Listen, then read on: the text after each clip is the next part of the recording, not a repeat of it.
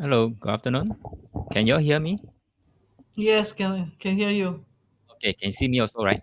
Yeah, can see you also. All right, that's good, that's good. Yeah, that's good. Good afternoon, Eve.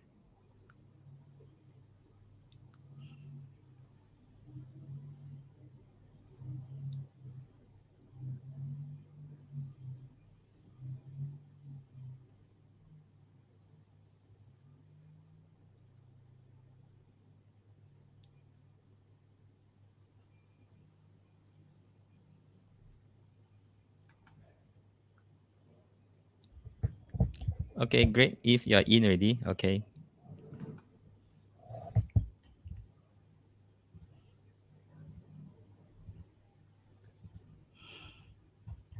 How's everyone? Good. That's great. So fast now, August already.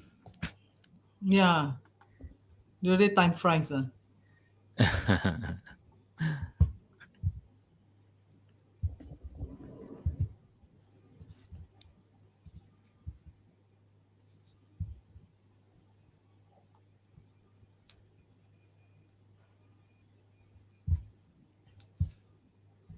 So yesterday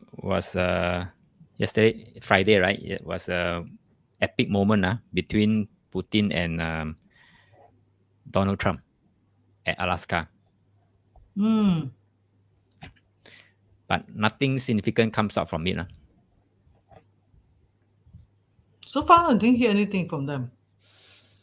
Well, they say there's no deal. I No think deal. both sides said, yeah, no deal, but they're making Uh-huh. good progress. So I don't know what that means. Yeah, it sounds conflicting, right? You got no Yeah. deal, and yet you're progressing. Good afternoon, Mary.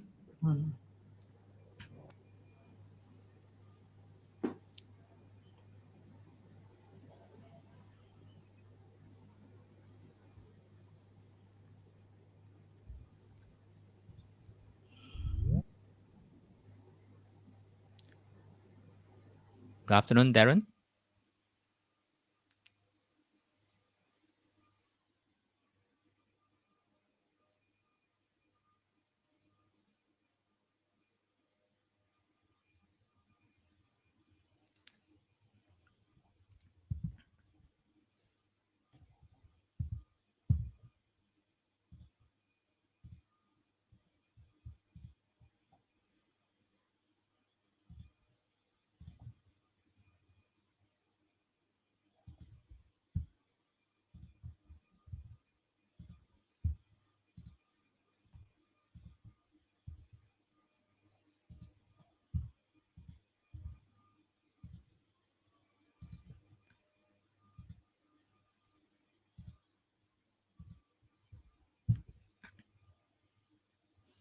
Anyone casted any divination regarding the Russian war, Russian-Ukraine war, when they'll end?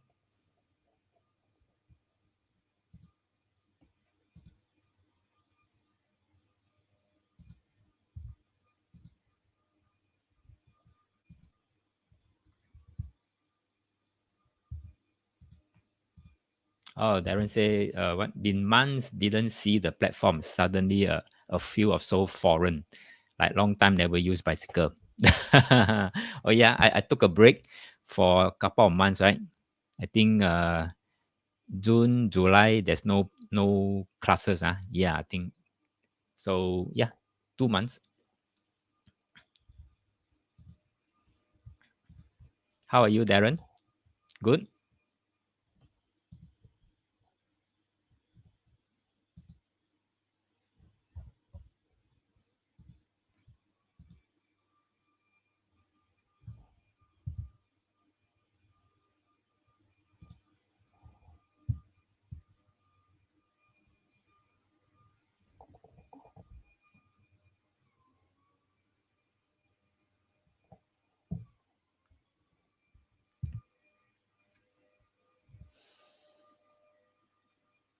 Darren says always feel good to be back in class. Okay, especially my class, huh? Okay, same here, same here. I'm glad I'm back. Eve is asking, you go holiday this 2 months? No, this year, yeah, I went quite a couple of holidays, but not in June, July. June, July, I was busy with something else.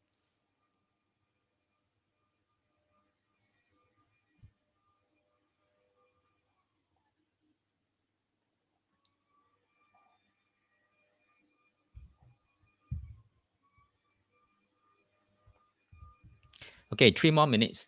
Then we'll start Dao De Jing Workshop 4. We still have a long way to go to complete the entire Dao De Jing, 81 chapters.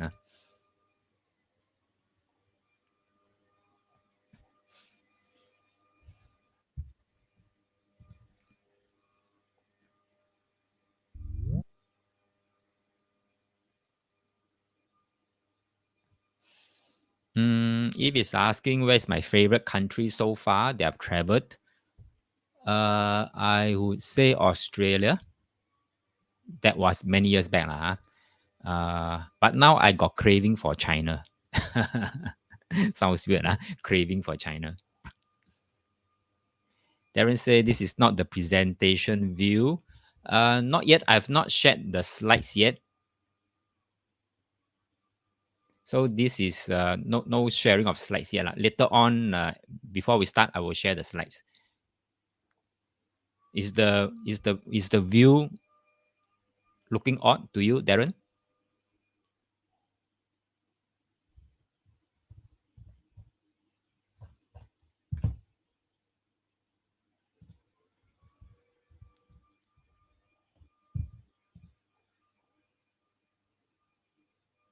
Looks okay for you, Okay, good, Darren. Eve is saying, me too. Next trip, maybe going Yunnan, just back from Mongolia. Whoa, nice. How's the weather in Mongolia?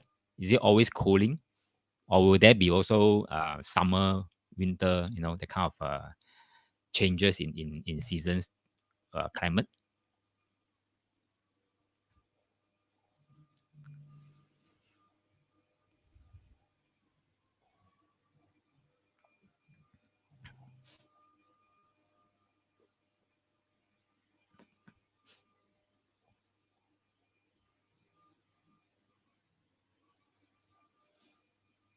Okay, 1 more minute to go.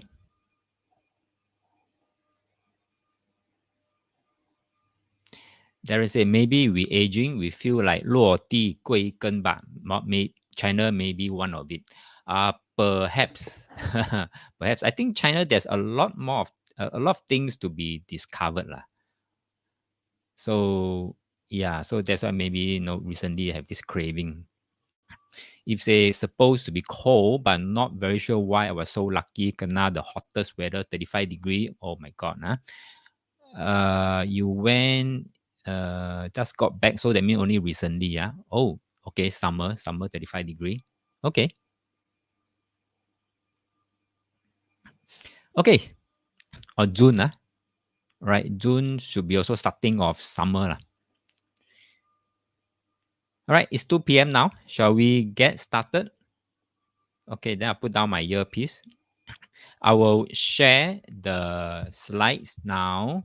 So when I share the slides, right, what happened is that my face may disappear.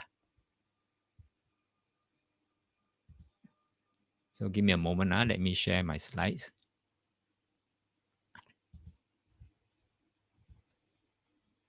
Oops, I'm not able to share. What happened?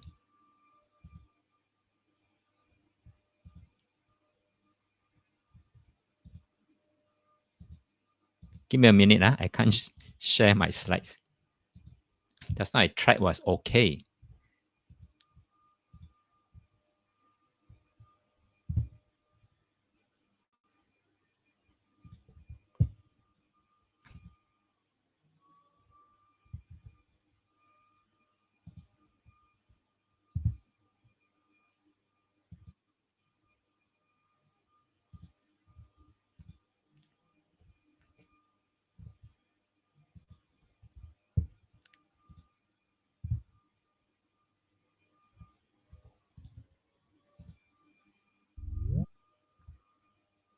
Okay, good afternoon, Kevin.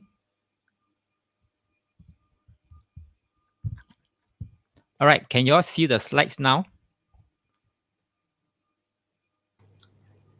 Can.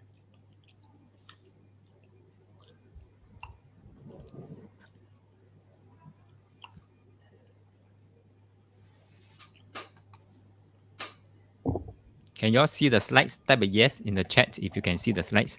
Okay, thank you, Eve. Thank you, Calvin. Okay, good. We shall get started. Thanks, Anne. Darren is asking, I think I missed Darren's message. Darren's asking, did take any reading for the war, Master Yo, did you? Or I didn't. But I think we did once many years back during our eating prediction class. And in that class, from that divination we say that this is going to drag on for many, many, many years, as long as it takes. So looking at the annual energy, which we will be sharing in the annual eating seminar in November, I think the reading doesn't look good lah, or the indication doesn't look good that it may stop anytime soon. So if they don't escalate further, or if there's no new war front opening up, then I think we can consider that year to be lucky already. Okay. Mary is asking, is there a way to expand the chat box is taking a quarter of the screen. Okay, the chat box can be shut down and can be opened up, but I think you can expand the the view, the slides view. If I'm not wrong, there is let me see. There's a button right on top, on the top bar, on the top, somewhere nearer to the right, beside the icon, say no live and record, no something like that. Okay, thanks, Darren. Because sometimes my view and students' view could be different, so I may be saying see the left, see the right, but from my perspective. Thanks, Darren. Thanks.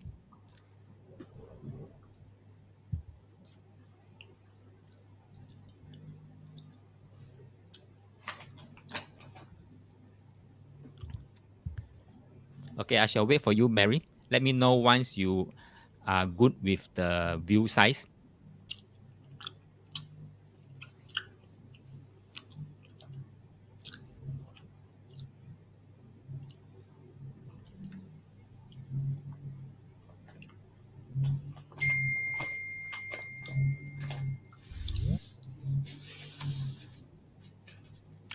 Oh, in the end, you make it smaller.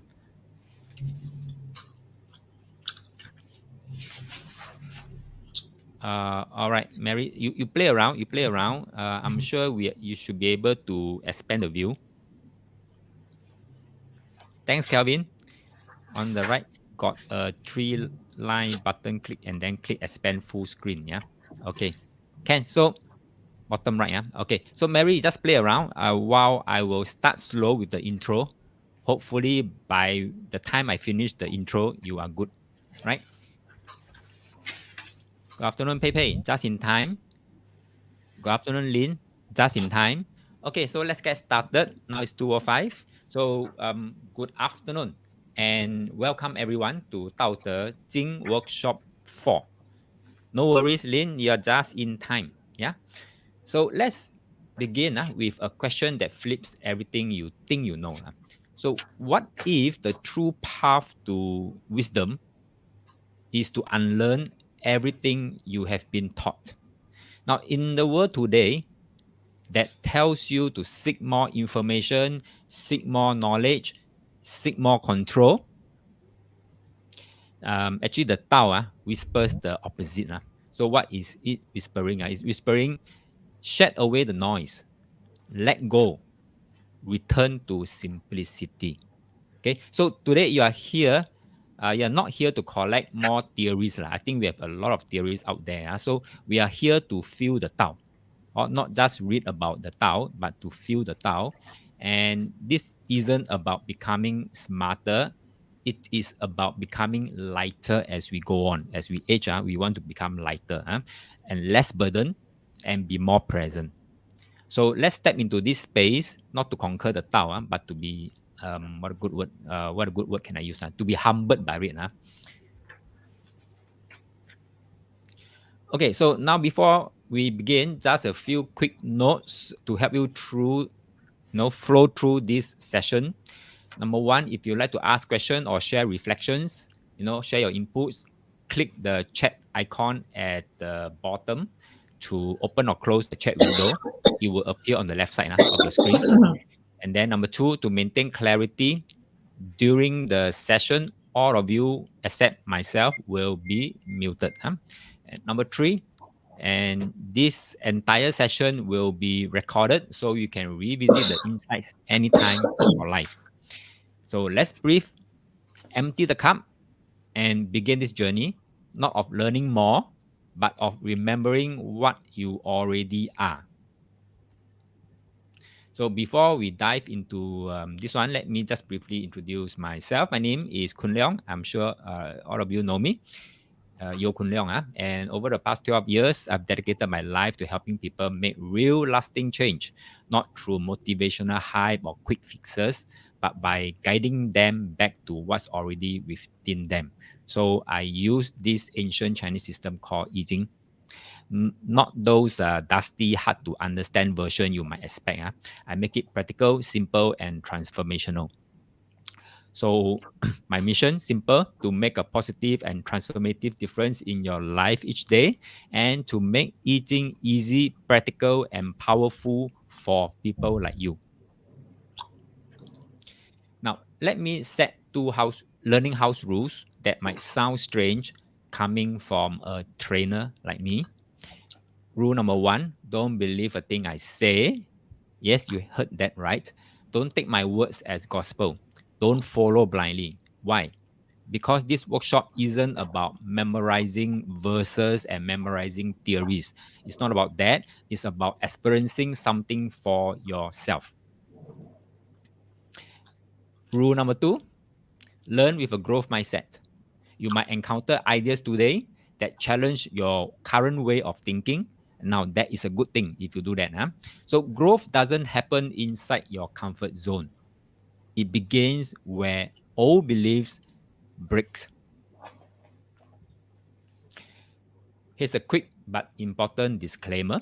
Your success with this workshop depends entirely on your level of understanding, your circle of competence, and how much time you devote to practicing and observing and then integrating the learnings. So every individual's path is different. So while I can point the way, you must walk it. Right? So we are not here to give you shortcuts. We are here to give you clarity, directions, and tools that only work if you do. So here's what we will cover today. Number one, we will first do a quick recap of workshop 3 to reconnect with the insights that brought us here to this workshop 4. Then in module 2, we will explore why true self-cultivation should learn from infants, not scholars. That's a funny thing to say. But yes, really, self-cultivation should learn from infants, not scholars. Then in module 3, we'll dive into the power of nothing. And that is a space where Tao reveals itself. We'll talk about that in module 3. And finally, in module 4, we will tackle the paradox, why must you close your eyes to truly see? Now, the Tao, I keep saying that in all my workshops, the Tao cannot be forced, but it can be felt when you stop grasping for it. So with that, are you ready to experience this shift? Type yes if you are in the chat. Thank you, Eve.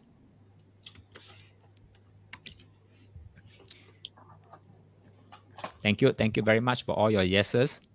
Okay, let's proceed to module 1, recap of workshop 3. Now we cover a couple of chapters in workshop 3. Did I miss out? Okay, yeah. Okay, we cover a couple of chapters in workshop 3, starting in chapter 7. Okay, so let's do a quick recap starting from chapter 7. In chapter 7 of the Dao De Jing, it is said that, 天长地久, heaven and earth is everlasting. Remember in workshop 3, we talk about that. 天长地久. Now, the reason heaven and earth can everlast is because they do not exist for themselves. 不自身. The keyword is 不自身. That means they don't live for themselves. They don't exist for themselves. And because of that, they are able to sustain life, called 长生. We know that in the world, everything survives and lasts through continuous cycles of birth and renewal. This is basically, in simple terms, metaphysics term is called 五行. 五行运转. So you consider the ocean. In workshop 3, I say you consider the ocean. It doesn't care. The ocean doesn't care about its size, how big, how small, how much water or how little water, or how long it has been there. It just flows and support life without asking for recognition.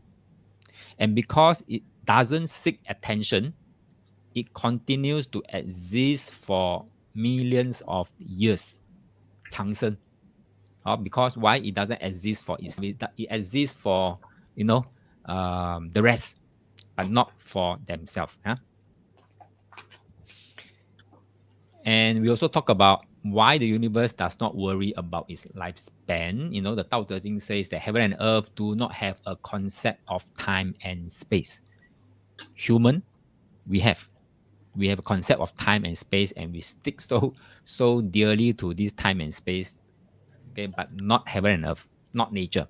Right? So this means that nature is timeless and vast, while we human often feel rushed and limited by time. So we often say, right, we are racing against time. We are racing against time. We hurry to finish our work or meet deadlines. That's not our fault. That's not anybody's fault, but it's just the way how we choose to work. Or that form the culture, that form the society mode of working. But why do we do this?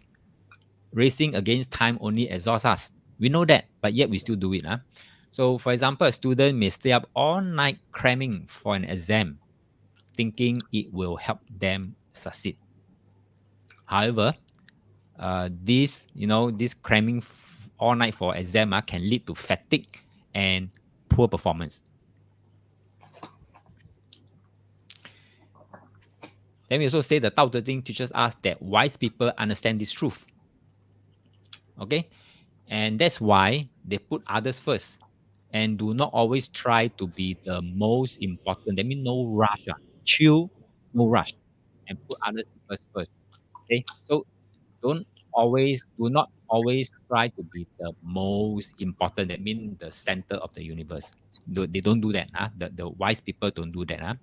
The saying, the sage put himself behind others, meaning that the wise individuals are humble and considerate. So the key thing here is Tao is trying to tell us just chill, just let go. Don't have to be the number one in everything. Okay, be humble, be considerate. And to do that is letting go. Okay, so letting go. So letting others go first doesn't mean you are weak.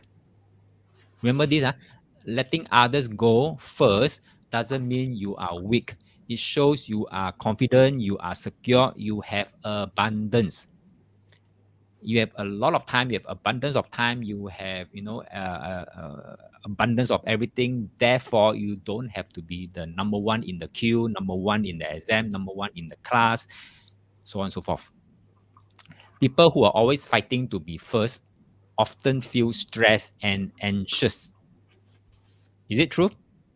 Well, I think back then when I was younger, yes, I think I always hope to be doing better than the rest, right? And because of that kind of fighting spirit, right? I'm not saying no good or good, but that kind of fighting spirit can often cause stress and anxiety in me. So thinking back, it was like, what's the point, So on the other hand, those who don't mind stepping back are usually happier and more peaceful. Do you agree with this statement? If say, but people also, if you are slow or you're lazy, not efficient, what do you think? No, okay. So don't be confused. When I say let go, let go or whatever, it doesn't mean that you can be lazy, you can be not efficient. Two different things. While I don't have to be number one in class, but I'm not lazy. I'm still studying. I'm doing what I can to be good at what I'm doing. That's it. But I don't have to prove that I'm number one, or I don't have to tell the whole world that I'm striving to be number one. So that's the difference there. If are you able to see my point? Darren say, 因为我值得拥有, therefore we have the abundance to let go. True. Now, if you keep doing this, I mean, cultivating this kind of spirit of letting go, abundance energy will follow you. It sounds funny, but this is true. Okay, abundance energy will start to follow you like shadow. Like shadow. You try chasing after your own shadow. The faster you run, the faster the shadow run away from you. But if you turn around, you don't care about the shadow. Wherever you go, shadow follow you. Even no matter how fast you run away from the shadow is still behind you. This is what I'm trying to say here, and this is what Tao is trying to say also.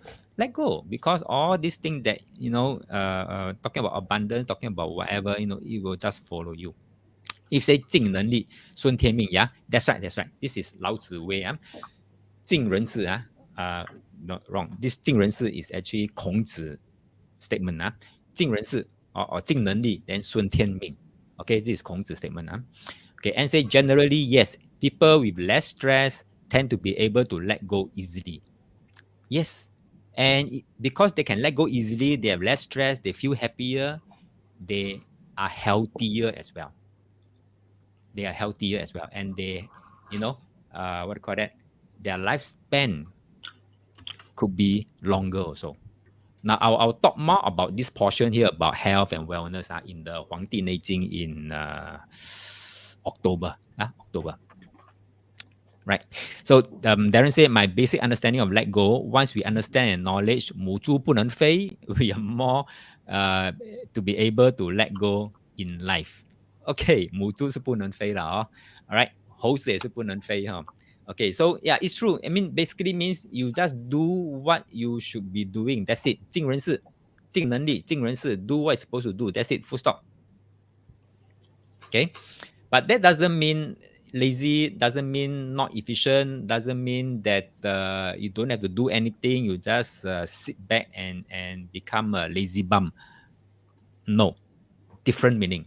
If you insist on understanding in this manner, that means you have fully misunderstood Dao De Jing. And then the Kevin said, just do no more, no less. Yes, do what you're supposed to do. 当下该做什么就做什么 means be present. Okay, 当下 if you're supposed to drive the car, focus on the driving, focus on the traffic, right? Focus on people, vehicle left and right, in front and back of you. Focus. Don't daydream elsewhere. Don't think of other things. Don't get distracted. This is called be present.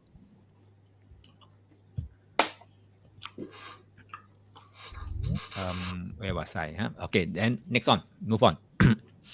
So, when Lao Tzu talks about selflessness, because they put other people in front, so it's talking about selflessness. He means being true to your nature.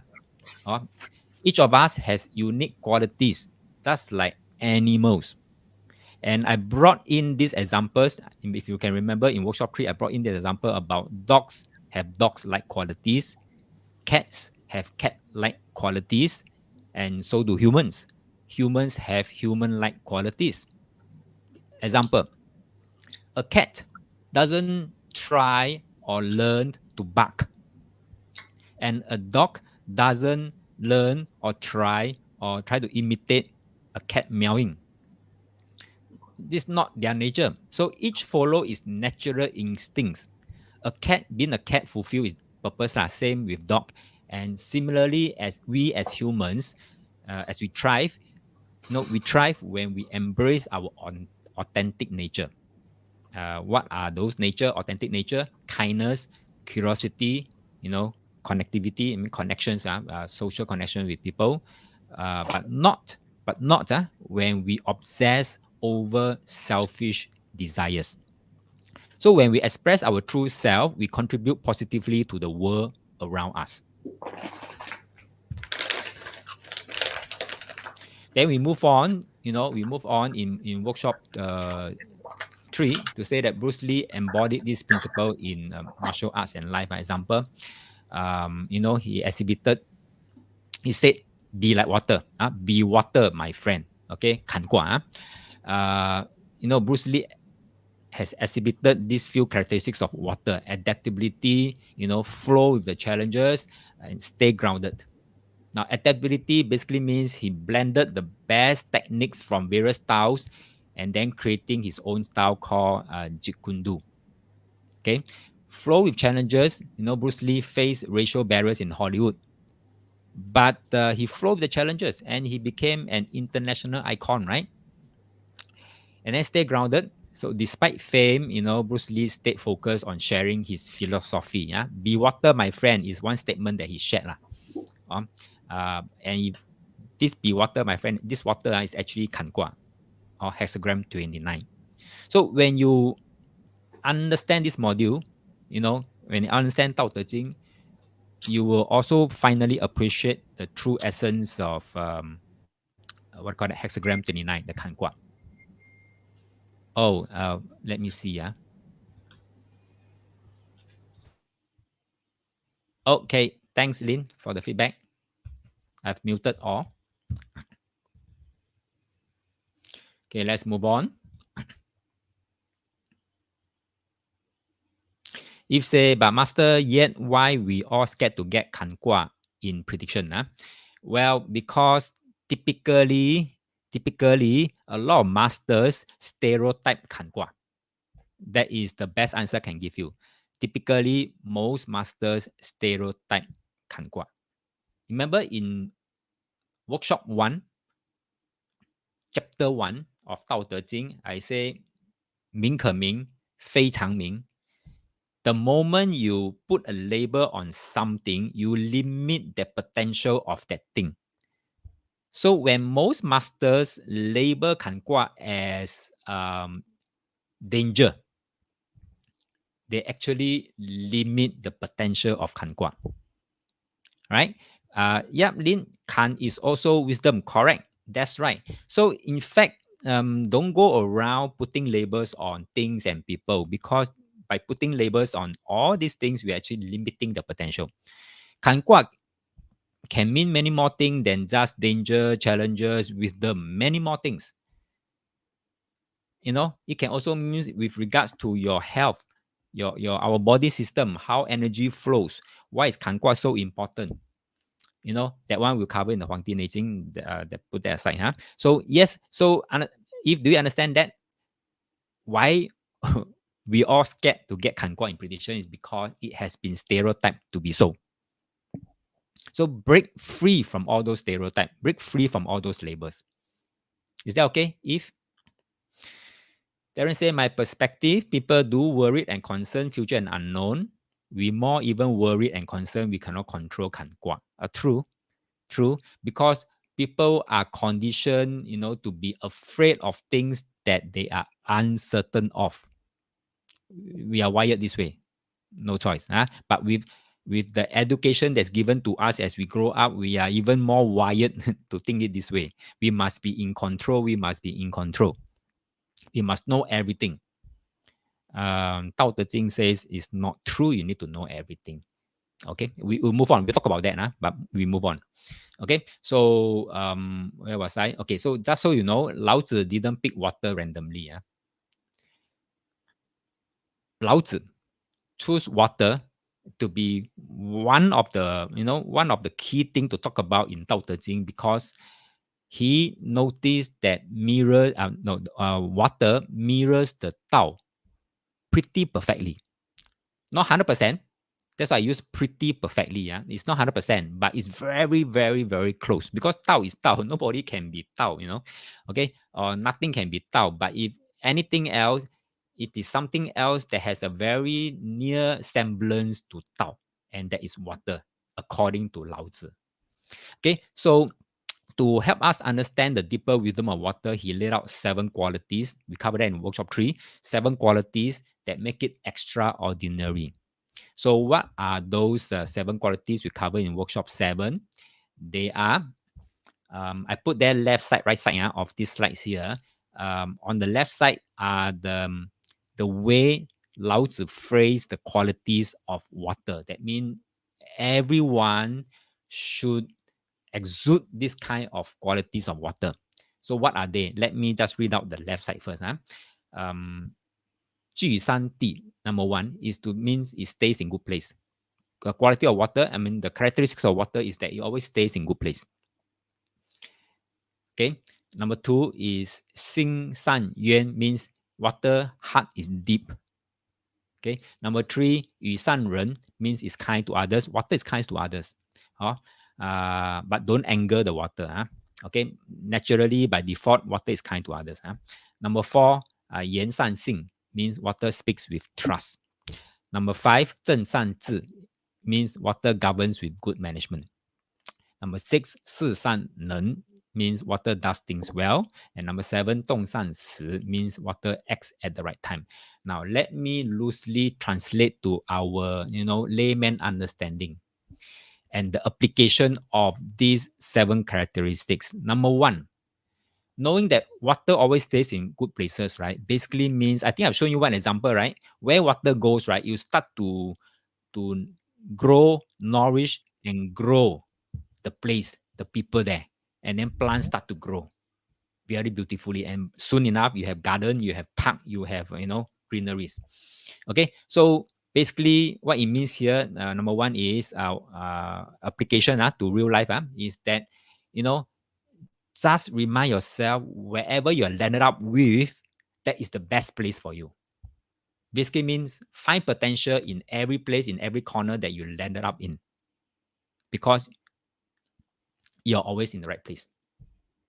Okay, so don't go around, grumbling, complaining, say, wow, why am I being assigned to this department? Why am I with these colleagues? Why am I with this crappy boss? No. Okay, if you follow this quality means you're at the right place, the best place that you could have. Okay, that's number 1. Number 2, cultivate depth in your character. Start to cultivate depth, in your character, like water. And number 3, spread kindness like water ripple. Wherever the water go, you start to nourish and help people. Spread kindness like water ripple.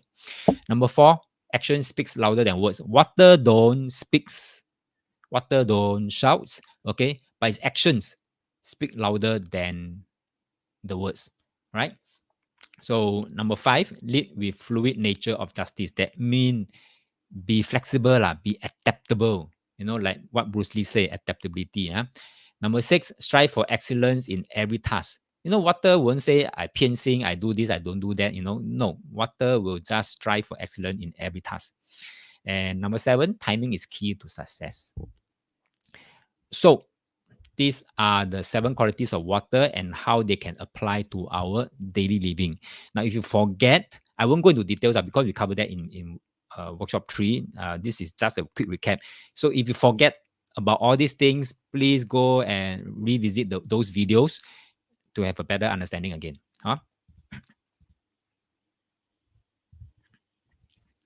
Okay, why water relate to timing? You look at nature. When it's time to rain, it rains. Right? When it's time to be dry, it dries. Water always do the right thing at the right time. Just like winter also, the fall season, it always come at the right timing. It won't be saying that, okay, this year I will skip winter. It can't. Or this year I will skip the rain for the entire year. It can't. When it comes, it has to come. So that means any time is a good time for you. Okay, so then as we move on, we also covered in workshop 3, chapter 9, knowing when to step back. This is very important because a lot of people don't know how to step back at the right time. Now look at Russian-Ukraine war. I think both sides are stuck. They can't step back now. They can't step back. The way I look at it, like I may be wrong, but the way I assess the situation is Ukraine can't step back, Russia can't step back as well. So that is why yesterday's meeting between Putin and Trump is one of those precious avenue that, if Putin leverage well, could find opening for him to maneuver out. Ukraine, the president make a decree a few years back, say that the decree say ban all communication with Russia. That means not even a negotiation. It's been banned by a decree. Finish lah like that. Okay, you're back against the wall already. Now you want to surrender also cannot. Okay, so that is what been covered in chapter 9. So here's a tip Dao De Jing actually trying to say aim only for 70 to 80% and leave the 20-30% as rooms for improvement, rooms for more. Okay, so leave space for flexibility and growth. Always, whatever you do, wherever you are, always leave space for flexibility and growth, and also maneuvering. Okay, so for example, when I think I talked about this example, when Steve Jobs returned to Apple, remember he at 30 years old he was fired from Apple, the company that he founded at 30 years old, and then after that, once he left, once he was fired, Apple actually went down the drain. Performance went down the drain, and no choice, the management has to call Steve Jobs back. And when he was back as a CEO, he didn't overload the company with endless product. Instead, what he did, he simplified. He left room for creativity to flow, and that's how we got the iPhone. Okay. And then we talk about even the sharpest knife become dull after a while. So we have to keep sharpening it to maintain its edge. But constantly striving to be the sharpest can lead to exhaustion. That means if you constantly have to put yourself on the highest alert, highest mode of alert, you go into fatigue, you go into exhaustion very fast. We can't, right? So we can't have, for example, look at COVID. The entire 2 to 3 years, the entire world, don't talk about Singapore alone, entire world is on high alert, on lockdown, on whatever, kind of restriction, we get into fatigue, we get into exhaustion. So that's why Dao De Jing says aim for a balanced approach in whatever we are doing. Darren says it's true. Sometimes in life, we may be aware the possible answer come from reality or 卦. Do we see as objectively as possible, or 抱着侥幸思想与心态? Very good. So a lot of time, divination 卦 will give you different angles. If you know how to use it nicely, divination 卦 can give you many different angles you never thought possible. Okay, and you'll be surprised that, hey, how come this is my blind spot? You'll be surprised, Okay, so Lao Tzu didn't oppose. That's we move on again. In workshop 3, he said Lao Tzu didn't oppose prosperity. That means didn't oppose the idea of anyone being wealthy. Lao Tzu never say it's wrong. Lao Tzu never say it's a taboo to be wealthy. Lao Tzu didn't oppose. Confucius also never opposed. So far, I read the I Ching, right? The Xu Guo Zhuan, right? Not Xu Guo Zhuan. What do you call that? The Yi Zhuan. Okay. There's no statement to say that Confucius object to wealthy, prosperity. Lao Tzu also didn't. They understood that wealth itself isn't a problem. They recognize that wealth itself isn't a problem. So which means the universe doesn't mind if you have a lot of money. Then what's the catch? Why did Lao Tzu bring this up in Dao De Jing? If he say didn't object money and wealthy and prosperity. Now here's the point. In this journey of life, remember being rich Okay, being rich doesn't guarantee happiness or security. A lot of clients that I have come across, they'll say that I'll be happy if I'm earning this much. I'll be happy if I have this. If I'm happy, I'll be happy if I have that. So they tie the happiness with condition. They tie to this, they tie to that. But when they get there, they will tell you, funny. Now I got money. Now I'm earning this level. I'm still not happy. Okay, a lot of people fall into this trap. So that's why Tao Te Ching says, remember, being rich doesn't guarantee happiness or security. It is how you approach your wealth that counts. Okay, and when you keep your priorities straight, you can enjoy your riches without letting them control you. Darren said, if Kongzi opposed, then Yuan Hen Li Zhen no Li inside liao. That's right. Darren, that's right. You pointed out correctly. Yuan Hen Li Zhen, that Li is actually rewards money prosperity to some is prosperity to some is 修为高了一点点. That one is Li. Okay. Yeah, but anyway, both sage, Kongzi, Laozi didn't oppose prosperity. Yeah. So good point, Darren. And then stepping back, the thing about stepping back is it's not about disappearing into the mountains like a hermit. Neither Lao Tzu nor Confucius admired hermits. Doing nothing is as good as not existing. That's why I say, last time I talk about letting go, let people go first, all these things. It's not about being lazy. It's not about being inefficient. Because if you just do nothing, it's as good as not existing. Okay, so stepping back. When is that good time to step back? Look at LKY. He built modern Singapore, then handed over leadership when the time was right. Then later, Lee Hsien Loong did the same. Not because they weren't capable, but because they knew that holding on too long does more harm than good.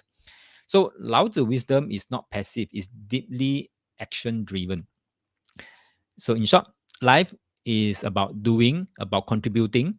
But when we work just for status, or we work for credit, or work for money or gratitude, that's when we lose. Okay, so can you lead, contribute, and achieve without letting ego take over?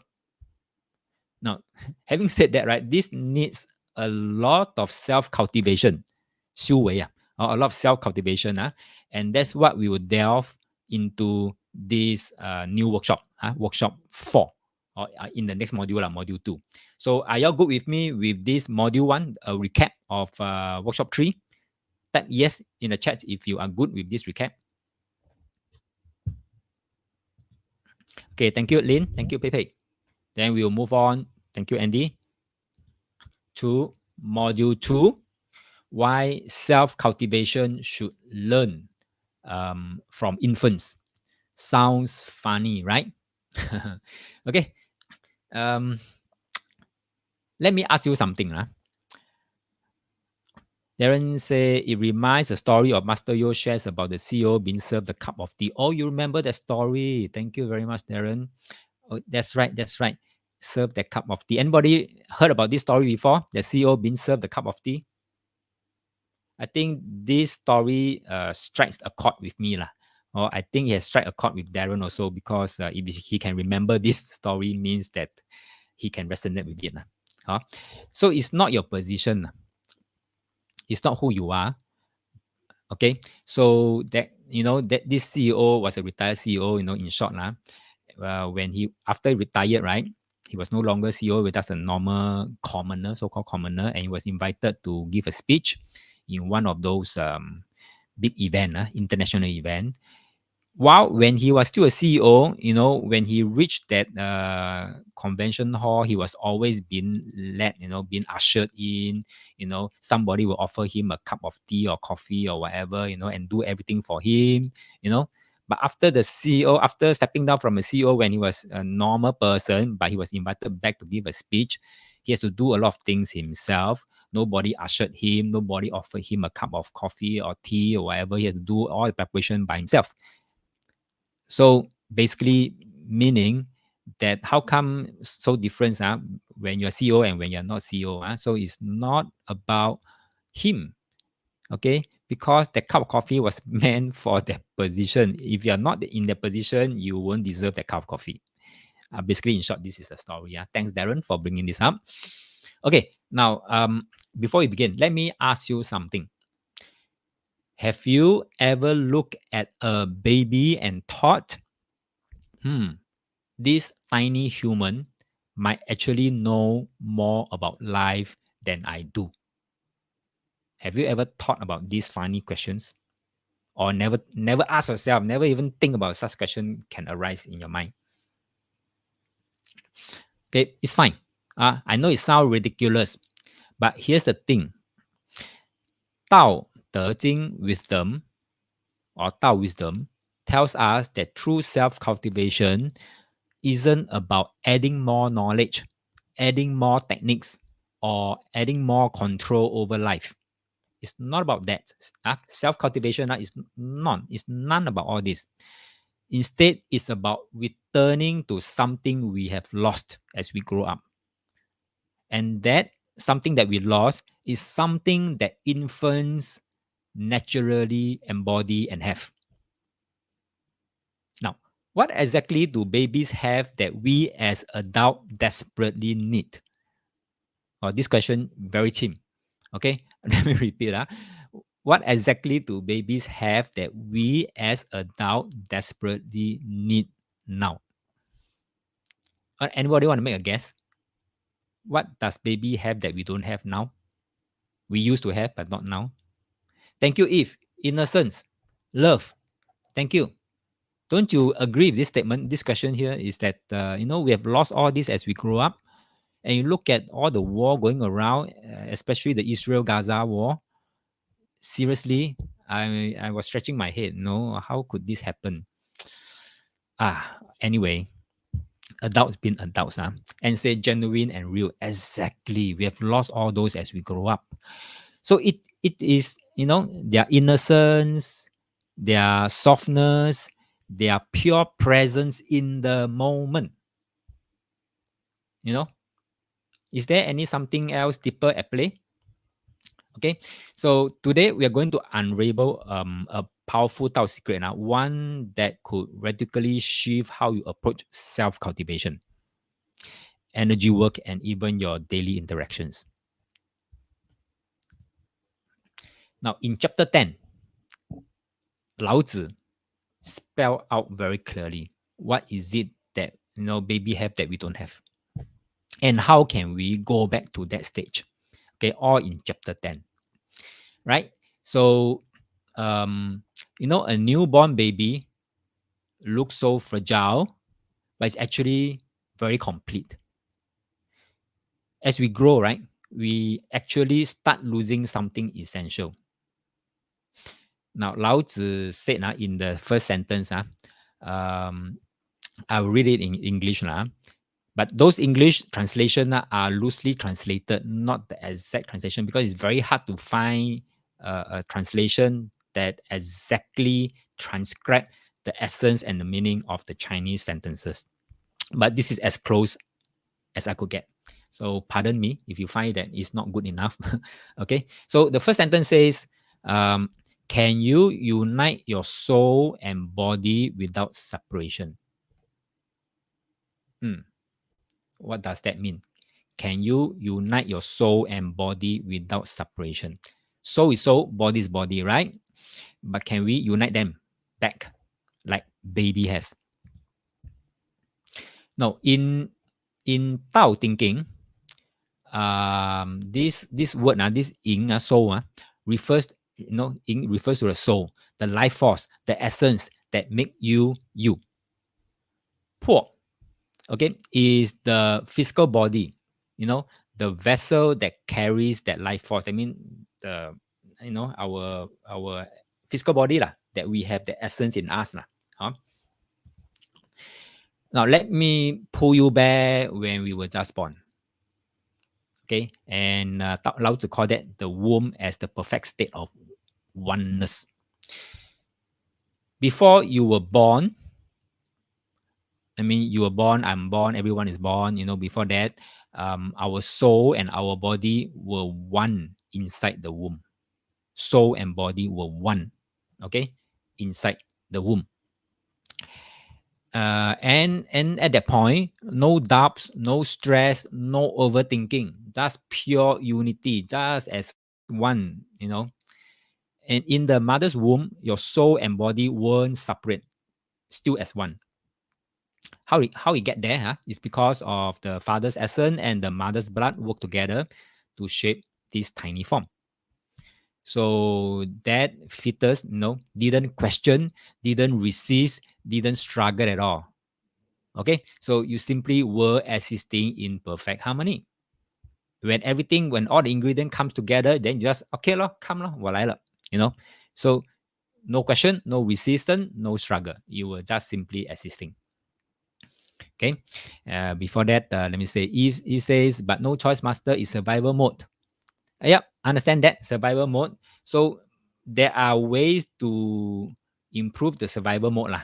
Okay, so don't have to be all those things that many people are doing now, many leaders are doing now. Okay, if they have been doing the right thing, right maneuvers from the start, I don't think we'll come to today's state. So Darren said that experiment of two pigs, one being loved by the mother pig and the other do not have. They throw the two pig in the pool of water, then put the mother pig in front of them. The one being loved find the direction to mother pig, save himself. The other one can't find direction, eventually drown. Oh, so sad. Therefore, what type of essence given when you are baby? Oh, that's sad. Okay, yeah. But anyway, back to my story. Yeah. So just now, what was I talking about?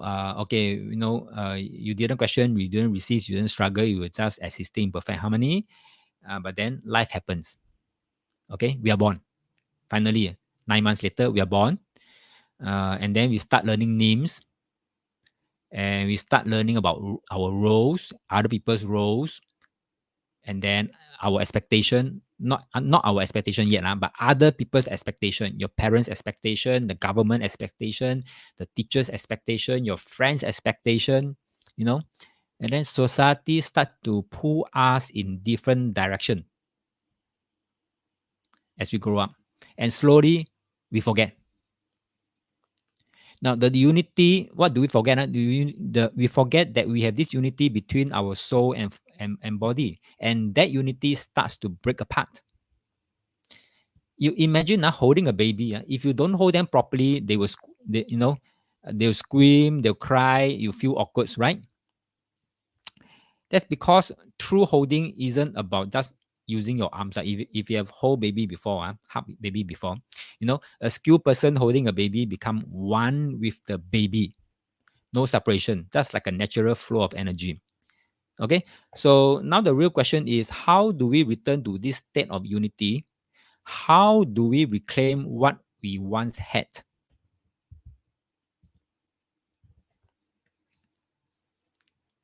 Okay, now before that, let me ask you a strange question. A strange question. What if we didn't have a body? Seriously, think about it. What if we didn't have a body? Now you'll be asking, why would I ask that stupid question? Lao Tzu said, our body is the root of many of our struggles. Oh, this is a mind-boggling statement. Our body is the root of many of our struggles. You think about it. If we didn't have a body, we wouldn't be hungry. We wouldn't be craving for food. We wouldn't be craving for money so that we can buy nice looking dress and shoes, and we wouldn't be, going after craving for status. And we wouldn't even get sick. We wouldn't fight or harm others. So if we don't have the body, wouldn't life be much simpler? Then why are we given a body? So if the body causes so much trouble, why do we need it? Now here's the answer, according to Lao Tzu lah. Because the body is a tool for the soul. The soul is the master, the body is the servant. when we were babies, our body completely obey the soul. That means the servant obey the master. There was no resistance. Whatever the soul intended, the body follow. This was a state of pure innocence. So when we talk about innocence, right, this is the state of pure innocence, a state of true nature. That means your soul is the master, your body is the servant. Nowadays, people will tell you, 人在江湖身不由己. When you say 身不由己, basically means that your body cannot follow your, the servant cannot follow the master anymore. And you've been untwist to do something that you don't want to do. Sounds familiar? Okay. Then what do you call that? The innocent part. So as we grow up, right? Something happens as we grow. That's now I was talking about a newborn. Is pure, no bad habits, no harmful action to start with. It's a zero ground, to start from a newborn. But as soon as a baby becomes a child, something changes. People's parents start saying, "Why is this kid so naughty? Why doesn't he listen anymore? Why is he throwing tantrums?" So Lao Tzu draws a very clear distinction between an infant and a child. An infant represents purity, while a child starts to develop resistance, develop desires, and could be rebellious. And this is where the real challenge begins. As early as childhood, So Lao Tzu asked about this, can we keep the soul and body united again or not, without separation? So this isn't just philosophy, it's a challenge for all of us. When the body stops listening to the soul, we stray from the path. We make choices that go against our conscience. We seek pleasure over purpose. Have you noticed why people would take one F1 ticket and then now have to go to serve jail term? Recently was released, okay, for good behavior or something like that. We seek pleasure over purpose. It's easy for people to take the wrong path. That's why self-cultivation is necessary, especially in today's world, to realign ourselves, to bring back the body back under the guidance of the soul. That means under the guidance of the master. So how do we return to that infant-like state of purity? How do we make the body serve the soul again? That's what we are about to uncover next. In this chapter, chapter 10. Next, Lao Tzu move on to the second sentence. Loosely translated, it says, can you focus your energy and become as soft and flexible as a baby? Basically, the subsequent sentences is showing you how to claim back that innocence, how to claim back that unity between soul and body, right? So it sounds simple, okay? But here's the real challenge. How do we stay pure while growing up in a world full of struggles, rules, and expectations? And Eve also says survival mode. How to survive in this world, right? Full of struggles, rules, and expectation. I think this three is enough to put us down already. Okay. Okay. That's where Lao Tzu bring on this idea of the power of an infant's softness. Ever help a baby? Does not ask this question. Ever help a baby? There's something magical about them. Their skin is soft, their body is flexible, and they don't resist. I'm talking about baby, newborn baby. So no matter how you hold them, they naturally adjust. They just flow with the moment. They are not against it. They don't flow against it, but they flow with the movement. And an infant doesn't fight. A child does, but not an infant. Okay? A baby goes with the flow. A child will start to say no. A baby is in harmony. A child starts to argue, starts to demand, and starts to resist.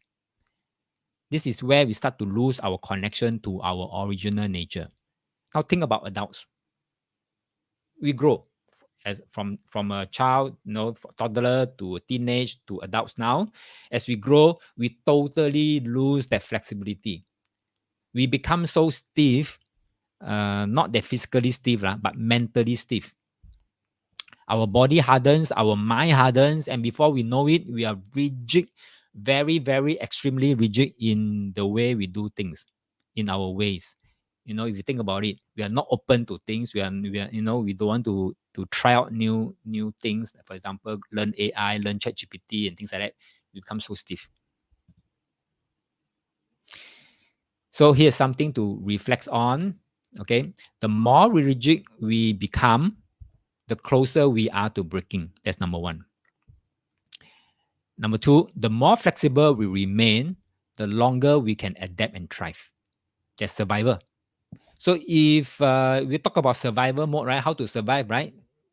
Be more flexible. Okay, the longer we can adapt and thrive, right? So Lao Tzu gives us a very blunt warning. When we lose flexibility, we become like wood, lifeless, ready for the coffin. Sorry about that. Okay, not a fun thought actually, right? So be rigid and not be rigid. Be flexible, be adaptable, be like water.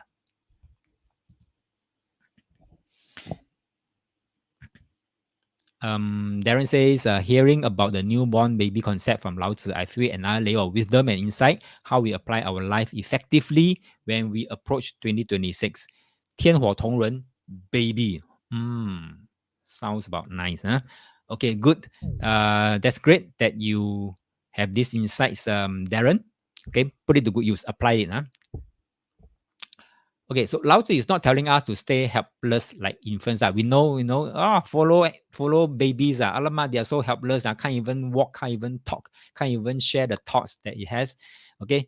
No, it's not saying that stay helpless like infants. He's asking us, can we grow and still keep that innocence and still keep that softness? Can we face challenges without being hardened? Can we remain adaptable rather than rigid? Can we flow with life instead of resisting it? I think the last statement is one that kills a lot of people. Can we just flow with life instead of resisting it? A lot of us are resisting life. And they'll complain here, complain there. They'll grumble here, grumble there. And they're resisting it. If we resist, if the world resists COVID-19, I think we are not here anymore. And because we flow with what is happening, that's why we can get out of COVID. So this is what true self-cultivation is about, growing without losing ourselves. And these 3 points that I've just listed here in these slides is very powerful statements to remind us how to stay, like an infant as we grow up and yet survive in this world and fit into this world as well.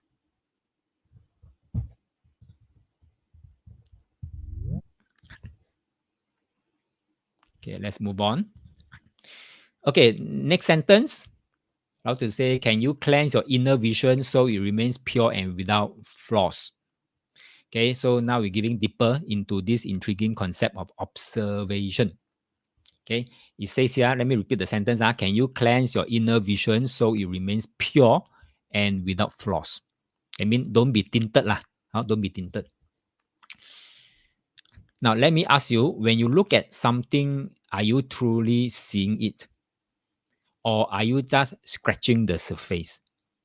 Now, very often, I've observed this trend, and I think it's becoming more and more. I can see this trend growing up. What is that trend? We often think we are observing, but are we really? In Chinese, called 视而不见. Okay, see yet not see. Interesting kind of phrase, see yet not see. The ancient wisdom of Dao De Jing urges us to explore this very question. When we say 观, means deep observation. It's different from 看. 看 basically means superficial seeing. Different. A lot of us today are doing this 看, superficial seeing. Only see the surface, only see when it has something concrete to show. But Guan, deep observation, is something at a higher level. It is looking beyond, behind the scene, and say, why is it showing up this superficial thing? So when we Guan, instead of Kan, we open up the doors to understanding. The others leave us lost in the shadow. Now look at these slides here. Look at this Toblerone picture here. What do you see? Type in the chat. What do you see here? This Toblerone picture here. Do you see mountain? Do you see a mountain on top of the word Toblerone?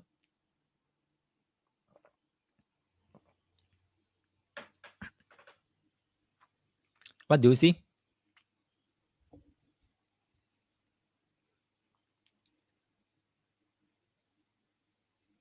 Nothing.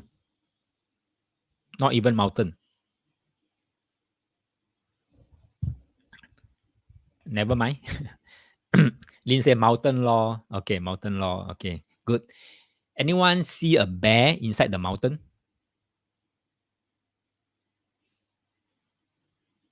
Pepe say 地火明夷. Whoa, 地火明夷, huh? Lin say, oh yeah. Okay, yes, a bear. Okay, Kelvin. Okay, so you see the difference between kan and guan. Different. If you guan, right, you look deeper, right, you look behind a bit, you can see there's a mountain and a bear inside, and embed inside. Pepe even better, can see 地火明夷. Okay, so no right, no wrong. I'm just saying that there's a 层次. 层次 means there is a layer to it, to observation. Now think about this. Can you truly see without bias? Darren said, like we see a person who commits crime, bad behavior, etc. It's true. The society punish their action. What about him as a person? You know, like for example, a child. Yes, it's true. It's true. We always see the 表面,看,表面. But that's why we talk about 层次. Lao Tzu say, go behind the scene, look behind. And this is called deep observation. And the thing that Lao Tzu is trying to tell us is, can we observe or truly see without biasness? Don't be tinted. Okay. So now, this is where our journey begins. In our fast-paced world, we tend to filter our observation through the lens of our experiences, of our beliefs, and our emotions. But what if we could purify our minds and clean off those biasness? Especially in today's context, a lot of news, official media's news, all are, what I call that, calibrated. When I say calibrated means it's a narrative. I mean, they will just tell you what they want you to know. That's not the truth. That is a narrative truth. Okay, so know the difference between Guan and Kan. And in I Ching, right, we also say, there's one hexagram that talk about observation a lot, and that is hexagram 20. So if you have forgotten and you've attended my AOM class, go and revisit those videos about hexagram 20. So it's to wash away the clutters of our mind. This is hexagram 20. It's not about seeing, looking. It's about insight, seeing beyond the obvious. Embrace the profound, call it purification, meaning washing away the clutter of our minds. It's a call to action. It's to clean our perception and reveal the clarity that lies beneath. But here's the thing. Can you genuinely claim you have no flaws or no biasness? If you think you can, be careful. You might just be fooling yourself. So if you keep telling people I'm objective and I'm not biased, just be mindful that you may at some point exhibit biasness. So this is where self-awareness comes into play. The journey to true observation isn't easy. It's filled with shadows of self-deception. So take a moment and think of a recent situation where you make a judgment about something or someone. What was your initial observation? Do you stop there or do you dig deeper? A lot of people say first impression. I like him means I like him. I don't like him means I don't like him. That's first impression. That is kan. Okay. So seriously, do we just make a first judgment just like that and then kena 定罪. 定罪 means you make that as a conclusion. That's a bit unfair to that person. Okay, next sentence. Next statement here is, can you guide people and govern without forcing control? So this phrase is speaks volumes about the essence of leadership. It's not just about wielding the power, it's about how we flow with the natural order of things. Let's dive deeper into this. This starting to talk about 无为, no, wrong, 无为而治, or meaning ruling without forcing action. Now, can true leadership exist without concept of 无为, effortless action? Darren say, plus the more and more dependence of AI bias naturally increase if we're not mindful what we are doing. Just like recently, a couple check AI, do they need visa to go to the country? When they reach the airport, apparently they need visa. Kena reject. Oh my God. Okay. Wow. Pretty sad thing to happen. Okay, if say we are human, definitely we'll have judgment sometimes, but awareness should arise and remind us to see deeper. That's right. That's right. If you're correct, so awareness is very important. That means the moment you arrest yourself saying, oh my God, I'm going to be biased, you should just step back and recalibrate yourself. Okay, so talk about leadership here. About next statement here. Can true leadership exist without the concept of 无为? Now, 无为 basically means, loosely translated, it means effortless action. Think about a time when you've seen a leader, maybe in your workplace or community, who seem to lead very effortlessly. Do they push their agenda forcefully, or do they guide others seamlessly as if it's a natural progression? Now, what did they do differently for this kind of leaders who guide others seamlessly, and not pushing the agenda forcefully and yet still get things done? How did their presence impact those around us? I once had a chance to observe a manager who truly embodied this principle. In the meeting, rather than dictating every decision, right, this manager, right, encourage open dialogue, allowing team members to share their insights freely. So it created a culture where ideas flow naturally and everyone felt aligned with the shared vision. And what happened was that, the team that I saw was a highly motivated team that thrived on collaboration. And then you contrast this with a leader who imposed their will. Say, I say this, you must do this. No complaint. You cannot, cannot say no. Okay. So this kind of leadership, right, often will lead to frustration and disconnection. So how often have we seen newly appointed officials brimming with ambition to serve the public and then gradually lose their spark once they're in power?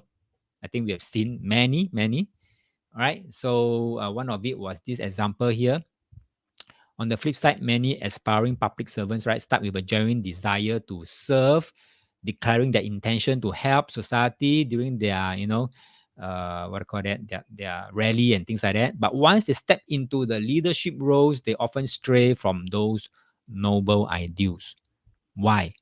Because, it's a separation, no longer unity between the soul and the, the body. They lose sight of their original purpose. Now, why is that? The answer often lies in the struggle against the natural order. It's called 无为.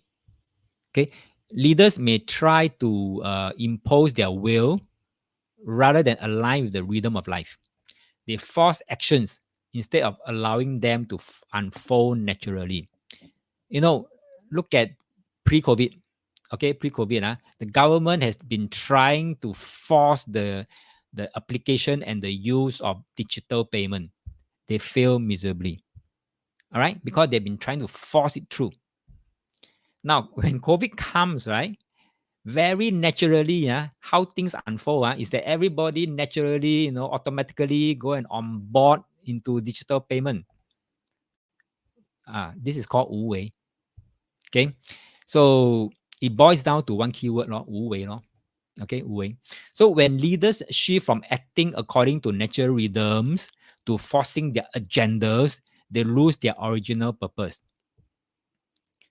Okay, here's another example of a world leader, used to be a world leader, who tried to force things through, but it backfired on him. Okay. So in ancient wisdom, there's a saying, 热出而作, meaning work when the sun rises and rest when it sets. So this reminds us that the best results come from aligning our action with the natural flow of life rather than forcing outcomes. This concept of 自然的规律, natural order, is essential. This is called 无为. It teaches us that when we allow things to unfold organically, the keyword is organically, we empower those around us to engage without resistance. I've said this example just now, the digital payment example, so I won't repeat here again. So the note for you is, how can you lead if you're a leader? How can you lead without forcing? This is key. How can you inspire others to thrive by aligning with the natural flow? Next, basically means is to embrace softness as a source of strength. Softness is not weakness, by the way. So the next statement by Lao Tzu in chapter 10 is saying, can you understand the natural cycles of change and remain receptive like the feminine? Receptive like the feminine basically means a softness. So our focus is on this phrase, 天门开合能为慈乎, the gateway of perception. Darren say, can we say one of keyword 无为, adaptable? Yep, adaptable and also the timeliness.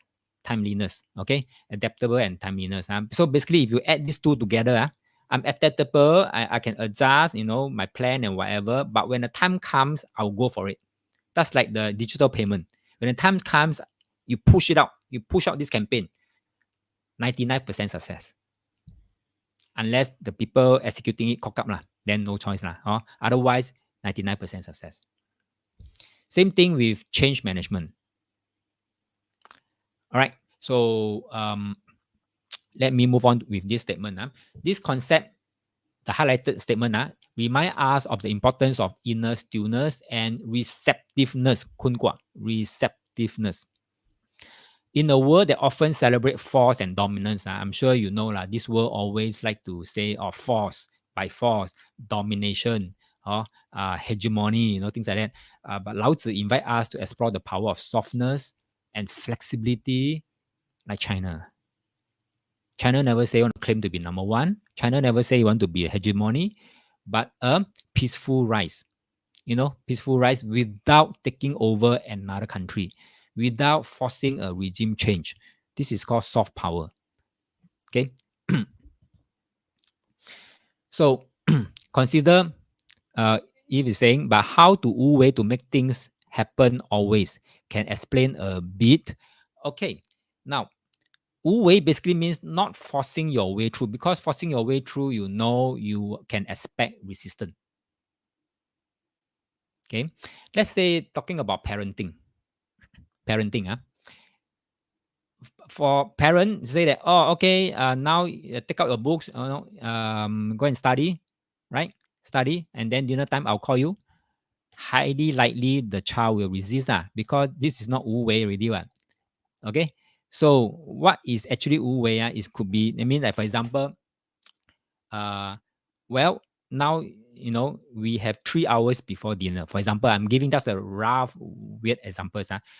The parent could be talking to the mother, could be talking to the child, saying that now we have 3 hours before dinner. This is your free time. I can allow you to play, but how long do you need to play before you can come back to do your homework? Let the child decide.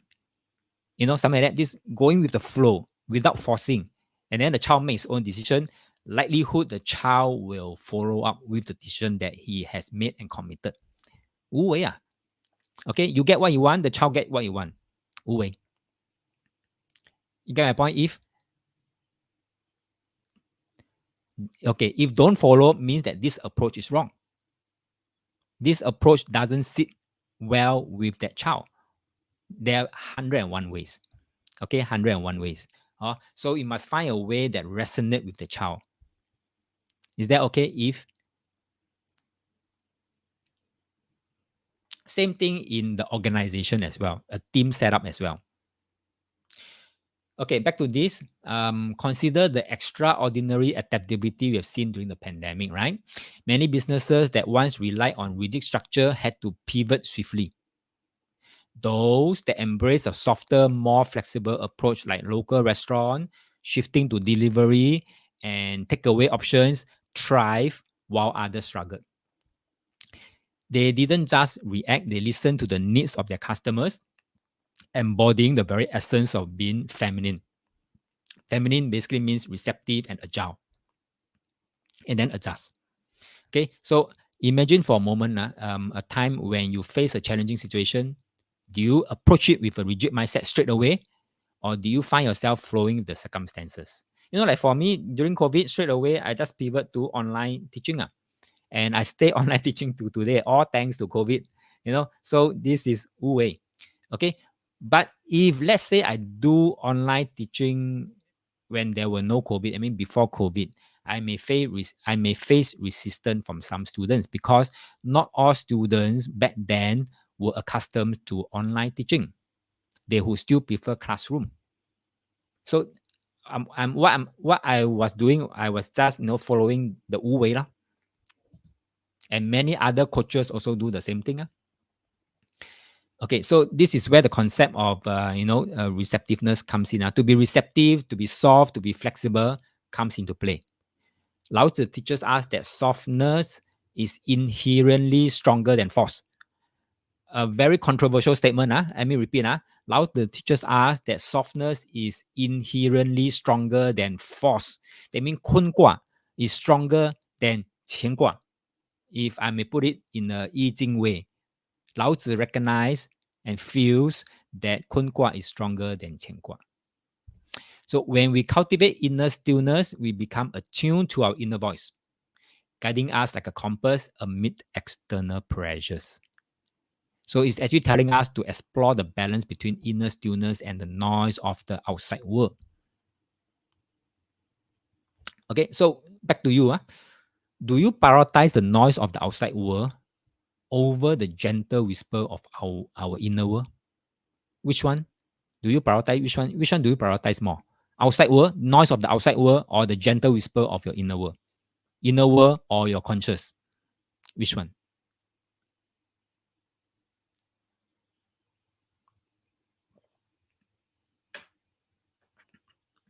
Then say constant conflict between the two. Exactly. If say gradually now to my inner world. Very good.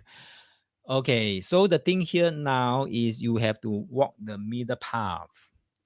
Because outside noise, outer world, and the gentle whisper of our conscious are both, imagine the car, you have the left side wheel and the right side wheel. Okay, left side two wheels, right? Right side two wheels, right? One is the logical mind, one is the what call that, the gentle whisper of our inner world. You can call that intuition or whatever lah, or your inner world. Okay, the car can move very efficiently if we make use of the left and the right wheels. If you stop relying on one, you stop using one side and only rely on one side, on the other side, then this car is inefficient. Can go haywire, this car. Same with life. Lao Tzu say, make use of both. Okay, but Lao Tzu tends to incline towards the Kun Gua. This is Lao Tzu perspective. I'm not saying he's wrong. I'm not saying he's right, but this is Lao Tzu perspective. Okay, and because of that, okay, I've not explained this word. 天门开合 basically means one door closes and another door opens. Isn't that what I always say during my manifestation class? Power of intention, I am manifesting class. I always say that one door closes, another door open. And when that when that kind of situation happened to you, right? Be receptive. Go and explore the open doors.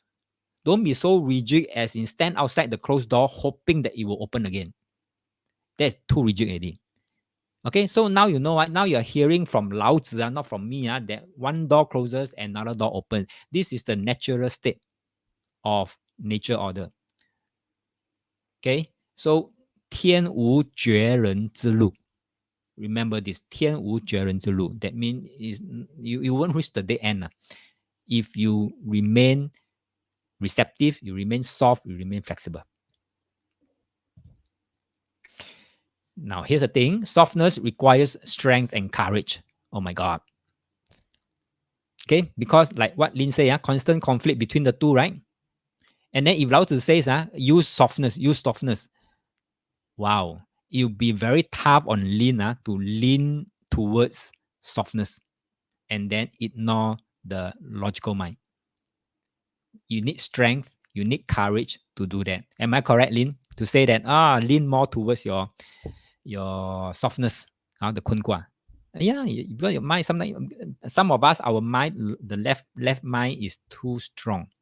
But that's not say good or bad. We just have to train to go back to the middle path. That means unity, oneness, body and soul unite. When you have that, your car is actually running on the left and right wheel together. Lin says, so does it mean we need to use our heart? Yeah, start using, but not totally lean on one side and forget the other side. Use both. Use the left wheel and the right wheel together. Lin is asking, does Tao cross path with the heart? Of course.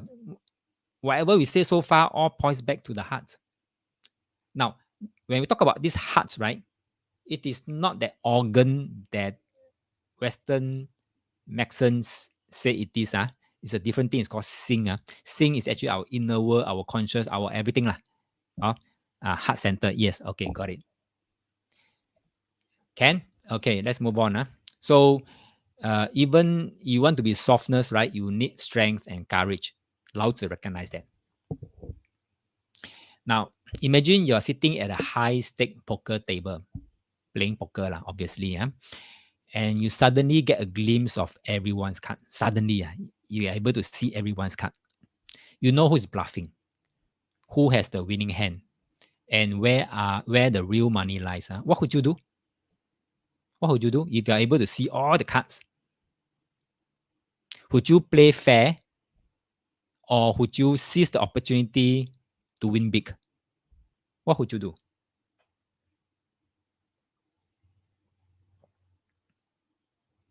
If say we assess the outer world, also listen to inner, sometimes it looks not logical at all. Yeah, sometimes it does because we won't understand. This is something that I will cover in, I think, workshop 5 or workshop 6. I can't remember. This is something that is too, what call that? Lao Tzu already recognize this part. How can we listen to our inner world when it doesn't sound logical at all?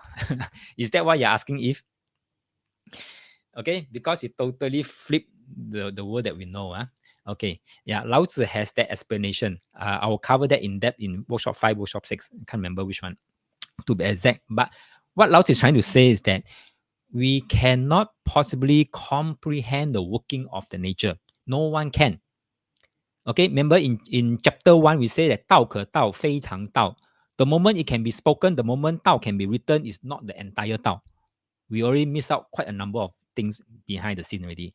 So therefore, when we listen to our inner world, right, we don't have to fully understand the full picture, the full spectrum of information. Don't have to. Universe will just send you the correct portion that you need to know for that moment. For that moment. Okay? And you just have to follow it. Follow. He has already laid down the path, say, okay, now go to path A. This is all you need to know because I don't want to overwhelm you with information. Otherwise, you will go into the dilemma state. So this is the moment. This is so much you need to know. Just follow. When you walk that path, new information will show up to show you the next path. This is what Lao Tzu says. So at that moment when you decide to take path A, right, it may seem very illogical to you at that moment. 当下就这样 which is understandable. Okay, but Lao Tzu recognized that. That's why Lao Tzu will go into in depth in workshop 5 or workshop 6. I can't remember. Is that okay? Can you hold your thoughts for this, and then we'll talk about that in the subsequent workshop? If so, for the rest of you, if you have this kind of what I call that misconception about what if I listen to this inner world thing and then is what is offering is totally illogical. Just remember what I said today. If universe is going to download all the full information to you, we'll go bonkers. But universe has been very kind. You only download the amount of information that it thinks that you need to know for that moment. Thank you, Mary. Yes, follow the intuition of the moment. 当下是什么 Follow follow that one. Okay, and then once you follow, you take that step already. You need a lot of gutsy to follow that step. Once you follow already, the next one will show up. Just like escalator lah. When you step on the escalator, right? Then you just push you forward, and then the next step will just show, next step will just show, next step will just show like that. Can I may not be good at explaining this part here because it is so 抽象, so abstract that if you have not been through this, you probably won't understand what I'm trying to say. Or if just mention, yes, I've been through, I fully understand. Oh, thank you, Eve. Okay, next statement here. Can you gain wisdom and insight without being arrogant about it? So this is the essence of 明白是达能无知乎. Just now I give you the example, right? If you are able to see all the cards of your opponents, what would you do? Would you leverage on this information and then make big gains? Would you? Tendency is most people will do that. If you are able to see all the cards, you will try to make the best and win big. Now, Lao Tzu says, look at this statement first, then you decide again. This is the essence of this one. 明白是达能无知乎. Knowing everything does not mean you have to exploit it. 划清. Okay, knowing everything does not mean you have to exploit it. Now we live today we live in a world filled with information. You can research anything with a few clicks. Especially now with AI, I think this is even easier. You're in the know. All of us are in the know now. Okay, but here's the critical and crucial question now. Can you resist the temptation to use that knowledge for personal gain? So back to the poker card game. Can you resist the temptation to use the knowledge of all other people's card for your own personal win? Very hard question. Okay, very hard to answer. Okay, so let's talk about insider trading. Think of businessman. This is a real case. De Jing, a sole shareholder and director of GSG Capital, which purchased GS Holdings, then subsidiary Great Solutions for consideration of 2 million. So a period of 13 days between the period October 4 and November 18. This day Zhu Heng purchased I think 500,000 over shares in the company while in possession of material, I think it's a legal terms, in possession of material non-public information relating to the group's intended sales of Great Solutions. So he has the information. And the question Lao Tzu is asking is that now that you have this information that the other people don't have, should you exploit it for your personal gain? This is Lao Tzu's kind of question. Okay. Of course, it seems like a smart financial move to Tae Joo Heng, but it led to a high-profile investigation and ultimately his 70,000 penalty. So Tae Joo Heng has the knowledge and make a choice. He made the choice, but that choice had serious consequences. Okay, so this serves as a powerful reminder that with knowledge comes responsibility, personal responsibility. So now let's reflect on our life. We often find ourselves in a situation where we have the upper hand, right? Like being part of an exclusive group at work or have access to restricted information that others don't. When faced with that dilemma, what guides your decision?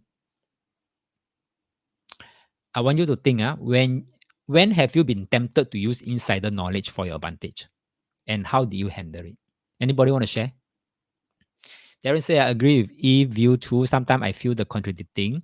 Through the process, I learn to differentiate what actually happening from what I currently thinking about. My view. Okay, true. Uh, this is normal. In fact, this is normal because we cannot comprehend what we cannot comprehend. Basically, this is what I'm trying to say. Yeah. So therefore, when you have information that you cannot understand at all, you will feel conflicting. And you need a lot of courage to say that, what the heck, I will just follow. You need a lot of courage. So don't worry, it's perfectly normal. I can understand. Right? So here, back to these slides here, have you been attempted to use insider knowledge for advantage? Lao Tzu keep questioning this. So Lao Tzu tell us that true wisdom lies not in knowing everything, but in choosing not to act on every piece of knowledge we acquire. Not that easy to do, but can be easy to do also.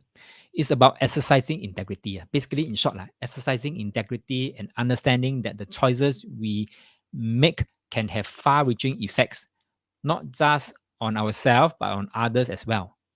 So as we dive deeper, right, let's keep this question in mind. How do we navigate the fine line between wisdom and temptation? This is where, 中孚卦, hexagram 61 comes in. Basically, 中孚卦is also trying to say the same thing. Have to be trustworthy. I mean, have to be with that integrity all the way. All the way. Darren say true wisdom and temptation 就是扮猪吃老虎. Yeah, so yeah, so where's the, how to navigate the fine line? Yeah. Okay, let's move on. Let me ask you a question. Have you ever done something truly good and then only to feel disappointed when no one appreciate when no one appreciate you for what you have done? Let me repeat. Have you ever done something truly good only to be disappointed because no one appreciate what you have done? Have you been through that phase before? Maybe you help a friend move, give advice to a colleague, or supported someone during tough time, but they barely acknowledge it, not even a thank you. So deep inside, you may be thinking, oh, Lama, at least a thank you would be nice, but it didn't come. Have you been through that phase before?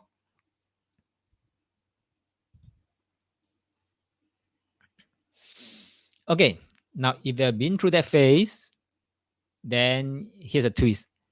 Lao Tzu say, if you were expecting something in return because of what you want to do, was it really pure virtue? Was it really pure virtue? That's like this Zelensky, okay, and Trump. Trump say, I can help you, I can help you, I can help Ukraine. But you have to give me back, US got to own 50% of Ukraine's rare earth minerals. So this is not helping. This is a deal. This is not helping. Okay, so the question is, if you were expecting something in return, was it really pure virtue? Next, move on. Okay. Chapter 10, the rest of the statements I say, to give and nurture life without ownership, to create without possessing, to act without controlling, to lead without dominating. This is called profound virtue. That means this is pure virtue. So this is the essence of 玄德. 玄德, profound virtue. 玄德 means profound virtue, pure virtue. A concept that challenges our very notion of generosity and moral integrity. The teachings of Lao Tzu remind us that to give and nurture life without ownership, to create without possessing, to act without controlling, to lead without dominating. I think we have talked about this briefly in earlier chapters, in earlier workshops. If you could remember, we talk about nature's, give birth to everything in this universe, yet don't claim ownership, don't expect any returns and things like that. To create without possessing, to give nurtures without ownership, to act without controlling, and to lead without dominating. Then this is called virtue. If you can exhibit all this, then this is called true virtue. But how many of us can truly do this? If you can't do 4, at least do 3 also good, because we are on the way there. Okay, Eve say 一笑而过. Okay, good. Lin say, wow, so difficult. Exactly. I know it's very difficult, but nature has shown you that he can do it. Nature has give and nurture life without ownership. Nature has created all of us without possessing. Nature has acted without controlling. Nature has lead without dominating. Okay, so if nature has done it, so can we. All right. Yes, Lin, human ego, desires. That's right. So that's why Lao Tzu urged us to go back to infant state. Can we grow without losing our innocence? That means dropping away the ego. You are correct. Huh? This is the way. Okay, let's use an analogy from gardening. Lao Tzu emphasizes that a true gardener doesn't claim credit for the flower's growth. They merely create the right condition for them to flourish. Just like nature, right? Okay, so this is what we mean by 生自处之. I mean providing support without interference. That's like parents, you know, true parenting. Okay, not those parenting that expect 生子养老 something like that, huh? I mean don't expect any returns. It's just like when I give birth to these children, my job is to create the right condition for them to grow and flourish, and I don't expect anything in return. And this is called true parenting. This is called pure virtue. Okay, providing support without interference. So a wise gardener knows what nature is the one. No, wrong. What am I talking about? A wise gardener knows that nature is the one that does the real work. Okay, why flowers can blossom is nature doing all the work. Okay, and his role, the gardener's role, is merely offering the right soil and water and then allowing life to thrive organically. So as we explore true virtue this winter, today, let's challenge ourselves to act without expectation. I know it's hard because like what Lin say, human ego, desire. But can we slowly and take a first step to cultivate a mindset that allows others to flourish without seeking credit or control? Can we do that as a small step forward? Then, what if the greatest power lies not in control but in letting go? The word letting go, right? We have been talking about this. Lao Tzu has been talking about it in almost every chapter. Letting go, letting go, letting go. So think about it. Parents raise children, but do they own them? Leaders guide team, but do they dictate every steps? Does now the gardener story nurtures the plant, but does he force them to grow? You know what happened when gardener forced them to grow? 助苗, what's the 成语? I can't remember. 助苗什么? Wow, I can't remember. Sorry, my Chinese bad. So Lao Tzu challenges us with the wisdom of this chapter, right? Is to act without possession, to give without expectation, to lead without control. So that's now talk about parenting. A parent who plans every step of their child's life, what to study, who to marry, and even where to work. Wow. Now think about another parent who provides support but allows their child to explore, to grow, to make mistakes, and to grow into their individual person. Which child do you think thrives? Darren says, sound like annual eating feng shui. We create the sweet spot, then let it flow, unravel, and flourish along the way. Thank you very much, Darren. That's the way, yeah? Okay, 3:40. Okay, I think we'll end up this one and then we go for a break. Lao Tzu says that life unfolds naturally when we stop trying to dominate it. Excuse me. True leadership isn't about micromanaging. It's about creating an environment where growth happens on its own, organically. Even natures follow this principle. The sky gives rains, right? The earth nurtures, right? But do they claim ownership over the trees that they grow? So ask yourself, Lord, are you trying to control outcomes that aren't yours to control in the first place? Are you attached to results instead of focusing on the process? Can you embrace the wisdom of an infant? That means be present, assisting in the moment, trusting life, and allowing things to unfold. Sounds difficult, right? But doable. Huh? All you need to do is take the first small step forward. Okay, so Lao Tzu introduced us to the profound use of wu. Remember the wu, the power of non-attachment. So sometimes the most impactful thing you can do is to step back. True mastery comes not from holding on, but from letting go. All right. So as we close this module 2 or chapter 10, okay, reflect on one area of your life where you can practice this wisdom. Right. So with that, I think now it's 3:42 already. Let's take a 10-minute break, and then we look forward to our next module. Oh, Darren's okay. Yes, that's a 成语. That's a 成语. That's right. Thank you very much. If they can, but need a lot of courage and no fear of letting go. That's right. So we don't go for overnight change. We go for small steps forward with less impact decisions. Small changes each time. And by the time you're already getting used to following, using both sides of the wheels to move your car. And when that happens, it becomes a second nature for you to rely on the hard and the soft part, and then the part about letting go. Not easy lah, but doable lah. Or I'm getting there slowly. I'm not fully there, but I'm getting there slowly. Okay, so let's take a 10-minute break. I'll start the timer now and see you back in 10 minutes time so that we can proceed with the second half of the workshop. Okay, I'll start the timer. See you back in 10 minutes time.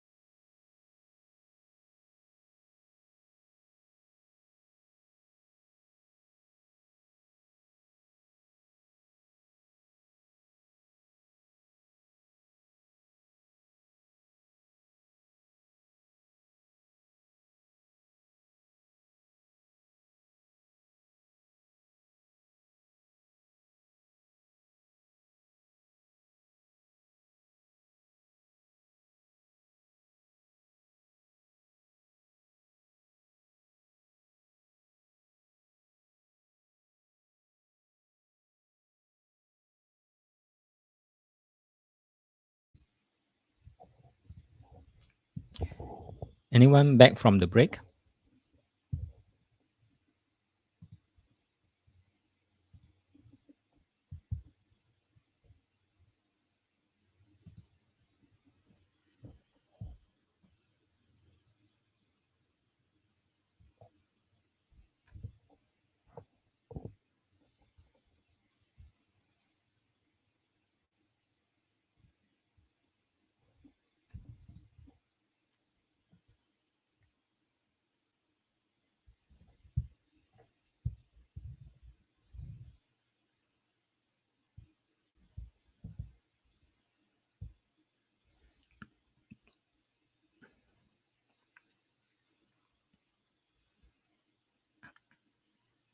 Okay, thank you, Darren. He always tao, huh?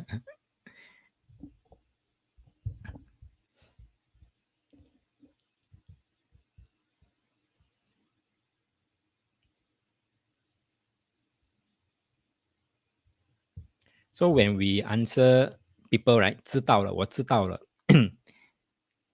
you know, 我知道了. So that means this is a very bold reply.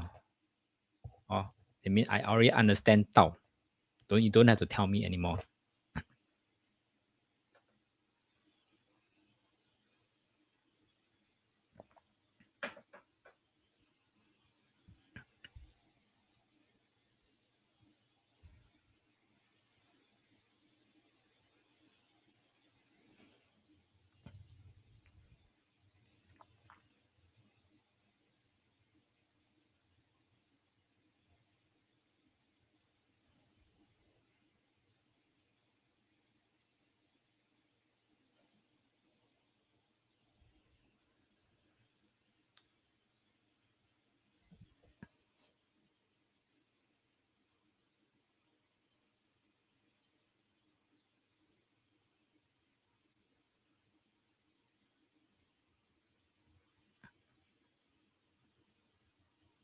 Let us say 知道 isn't similar.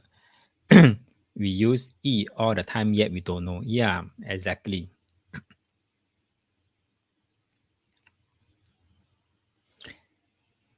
Who else is back from the break?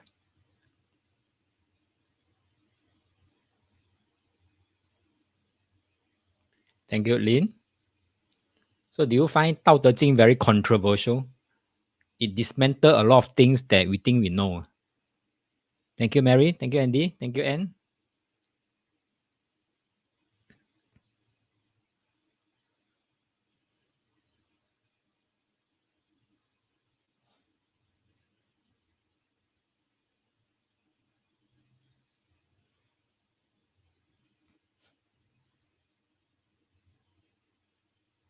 Thank you, Eve.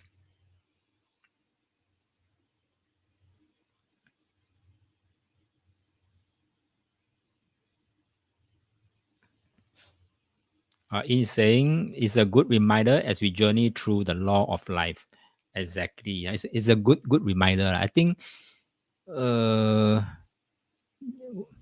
we should as many people should learn Tao Te Ching as possible. Not probably because like what Lin said, is a good reminder. Along the way, sometimes we have Tao Te Ching to pull us back on the right track.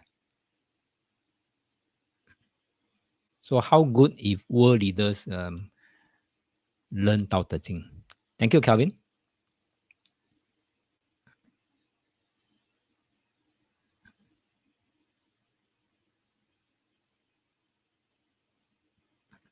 Darren says, so far from Dao De Jing 1 to 4, I feel this part 4 resonate closely in me. I enjoy much more than 1 to 3. Oh, yeah. Okay. Thank you very much for this feedback. I'm sure it resonate differently to different people at certain point in time. So for you, is this workshop 4? So that's good. That's good. Okay. Thumbs up.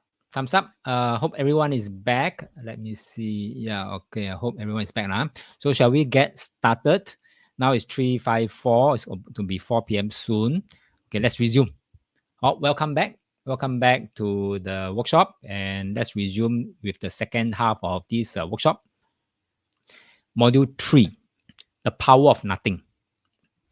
Now, the power of nothing basically means is to discover the hidden strength in emptiness.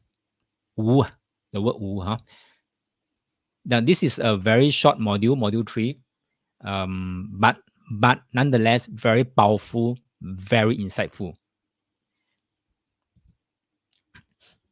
Now, have you ever stopped to think about what makes the will so powerful? It's one of the humanity's greatest inventions. I'm sure many of us wouldn't even want to bother about the wheels. Wheels are just wheels. But this is kan, kan with the wheels. But if we observe the wheels, how it works, why is it so wonderful? Look at whether it's train, it's bus, it's cars, or bicycle, motorcycle, whatever, or push cart, things like that. It's the wheel that make things works, right? If says sounds so great, nothingness. Yeah, nothingness. Okay. Pepe said the wu that makes it rotate. Thank you very much. It's always the wu that give rise to yo. Wu zhong shen yo. Just remember this wu zhong shen yo. It's always the nothingness or emptiness that give rise to the utility, to the benefits that is tangible. Mary said the round circle that has no beginning and no ending. Very good. That's also wu. That's also good. So very good, Mary. Okay, so imagine this: a wheel has many spokes, right? I don't know. Nowadays, cars have only few spokes. Okay, if say wheel without body is nothing. Wheel without body is nothing. Okay, so wheel without the body is nothing, but the body without the wheel is also nothing. Imagine a body with a square wheels, not round wheels, square wheels. Does it work as well as round wheels? Okay, so we know a wheels has many spokes, and however many spokes there is, they all come together at a central point. Okay, that central point. That central space is the hole, like what Pepe said, is the empty space. Or there's the hole in the middle, is what allows the wheel to turn. Without the empty space, it wouldn't work at all. So, that's why it's called the spoke and the hub, the concept. That's what our bus public transportation is built upon many years back, is the hub and spoke concept. So in chapter 11, right, let's move on to chapter 11. This is the key lesson Lao Tzu is trying to teach us in chapter 11, and I'm using the wheel as an example. Why am I using the wheel? Because straight away, the first sentence in chapter 1, Lao Tzu used wheel also. I also have to follow him. So a lot of times, it is the emptiness that make things work. I think we know that by now. It's the wu that make things works. So I've said that in earlier workshops, so you will notice that Lao Tzu keep bringing up the concept of wu, concept of nothingness, concept of emptiness again and again and again. You can see how important it is. So now let's talk about the first sentence here. The wheel works because of the hole in the middle. In life, we often focus on filling everything up, right? If we have a console or a desk or a table or a basket, we start to fill those things up with things. Okay, so in our life, our calendar will fill up our calendar with tasks, with things, with achievements. This natural because we've been conditioned to grow up to say that no, we must achieve things, we must be number one, we must show that we are good, so that we stay on top, stay relevant. It's not wrong, but then we have been doing this, we've been trained to do this. Okay, but what if we are missing out on the power of emptiness or nothingness? Is interchangeably used, emptiness or nothingness. Basically means it's the empty space in your life, the empty space in your mind, the empty space in your relationships might be the very thing that gives you freedom, movement, and growth. If your calendar is fully packed, you have no room for maneuvering. You have no room even for a cup of tea because you're always on the run, right? Back to back. So instead of always trying to add more, Lao Tzu is trying to say sometimes maybe, you should embrace the emptiness and see how it can help you move forward even more. So when a potter makes a bowl, a ceramic bowl, what do they use? Soft clay, of course. First, they knead it, they shape it, and they mold it with care, obviously, so that it looks nice. So no matter how strong or beautiful the bowl looks, if it doesn't have empty space inside, I would say it's useless. Am I right to say that? So Lao Tzu is trying to stress this point. No matter how good that physical, the yo part looks, it won't have any usefulness if the inside there's no empty space. It will be useless. So you think about it, what's the use of a bowl? It's not the clay itself. It is the empty space inside that holds food, soap, or water. So it's the wu that is useful. So without the empty space, the bowl can't serve its purpose. So Lao Tzu is telling us real value often lies in what is not there. I repeat, because this is important, a lot of us forget or don't know about this. Real value often lies in what is not there. It is the space, not the stuff, that makes things useful. In life, we often focus on filling up. I mentioned that. We always fill up everything. Our time, our home, our mind. But sometimes, like the bowl, what gives us true usefulness and peace is the space. So ask yourself, are you giving yourself enough space, enough silence, enough room to grow? Sometimes what seems like nothing is actually everything. Sounds cheap, but this is true. What seems like nothing is everything. Okay, so we move on to the third statement. Line 3 is actually talking about a room. So now, instead of using a bowl as an example or a pot as an example, Lao Tzu use a room as an example. What makes a room useful? Okay, is it the wall? Is it the door? Is it the windows? Not so, not so. Okay, door, whatever is make it beautiful. Okay, so actually, Lao Tzu remind us is the empty space inside that really matters. Okay, imagine a house where every inch is filled, like Galanguni, right? Where every inch is filled, the walls are thick, the floor is covered, there's no space to walk or sit. Can you live in it? No.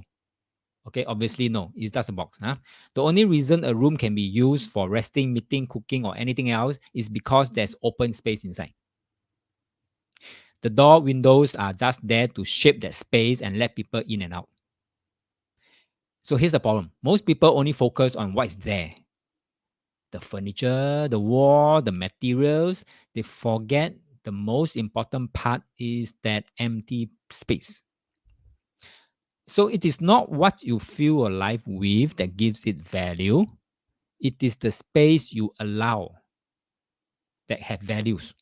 Okay, the space to breathe, the space to move, the space to think, the space to welcome new people, new ideas, new energy.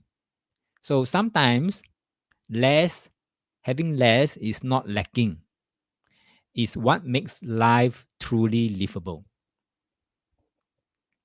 I'm sure this module cannot sit down well with a lot of people, especially those who are high achiever type or kind of profile one. So this will not sit well with them. Correct me if I'm wrong. Okay. Now here's the last line in chapter 11. I say this chapter is actually very short chapter only. The last line is saying is what is not there that changes everything. Now, if you feel stuck in life, right, I want you to remember this statement.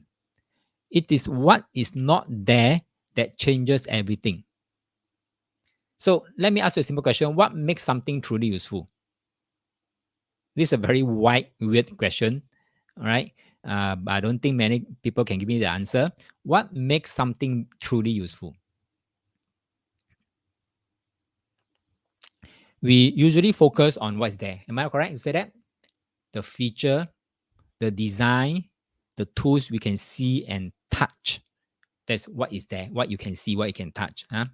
But Lao Tzu already say already is what is not there, okay, that will change everything.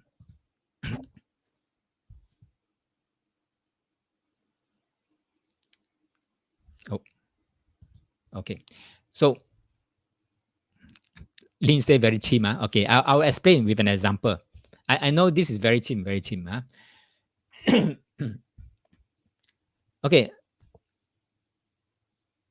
what is there gives us convenience. Am I right? What is not there give us real power and function. So let's take something modern, the iPhone. The iPhone. I'm giving you an example now. Okay, let's take iPhone. Remember, iPhone came out when Steve Jobs was called back after he got fired, and he got called back, and then he removed a lot of projects, a lot of projects, a lot of products, and just focused on iPhone. Can you all remember that? You know, the history, a little bit, not that far back history, but it's a quite recent history, is that he cut down all the products, all the range and all the what, and then just focus on one product called the iPhone. Okay. And he said that, oh, we have to, what is there give convenient, what is not there will give us the real power and function. Okay. So remember the old phones, the one on the left, the Nokia lah, Ericsson lah, things like that. The old phones with a full physical keyboard, right? And then came the iPhone, a screen with no keypad, no buttons. So at first people say, wait, where are all the buttons? You take away all the physical things. Remember, what is there give us convenience. Remember, you have button there, make it convenient for you to press numbers or to type message and things like that. True. What is there give us convenience. But what the Steve Jobs did was that he removed and create the emptiness, remove the keypad, the empty space, and he create empty space. And it's because of that empty space that give rise to everything we now take for granted and every other brand follows. Now what we have? Instead of pressing buttons, right now we have swiping, we have apps, we have schools, full screen videos, the entire smartphone revolution. So that nothingness, by removing things, and that created nothingness, the empty space, created room for infinite possibility that now we are enjoying. So if Lao Tzu were around today, he would smile and say, did I tell you? Don't just look at what is there. Look at what is not there. And that's where the real magic happens. So in life, when you encounter difficult problems, right, challenges, stagnation, or whatever, stop obsessing over what you have. Start noticing what you are making room for. Remember, as that's not I talk about when one door closed and another door or many doors will open. So stop obsessing over the one that is closed. Start noticing what has already happened, open up for you. So sometimes the less you hold on to, the more powerful your life can become. And sometimes it's when we let go, there's a time that life blossoms. So Lynn, can you understand this example here that I give you with regards to iPhone? It's a revolution. Leveraging on the empty space.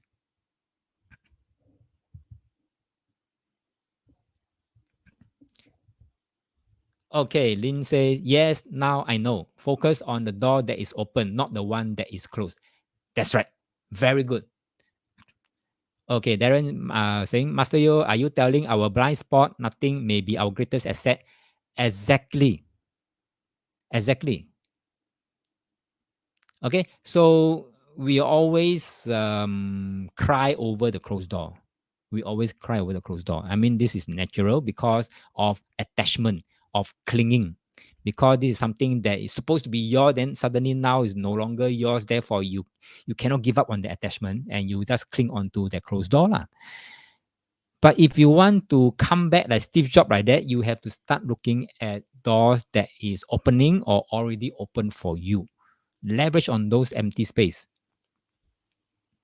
So very great. Okay, so I hope this is a one of the good examples to illustrate the point that Lao Tzu is stressing. Let me repeat. What is there gives us convenience. What is not there gives us real power and function. Is that okay, everyone?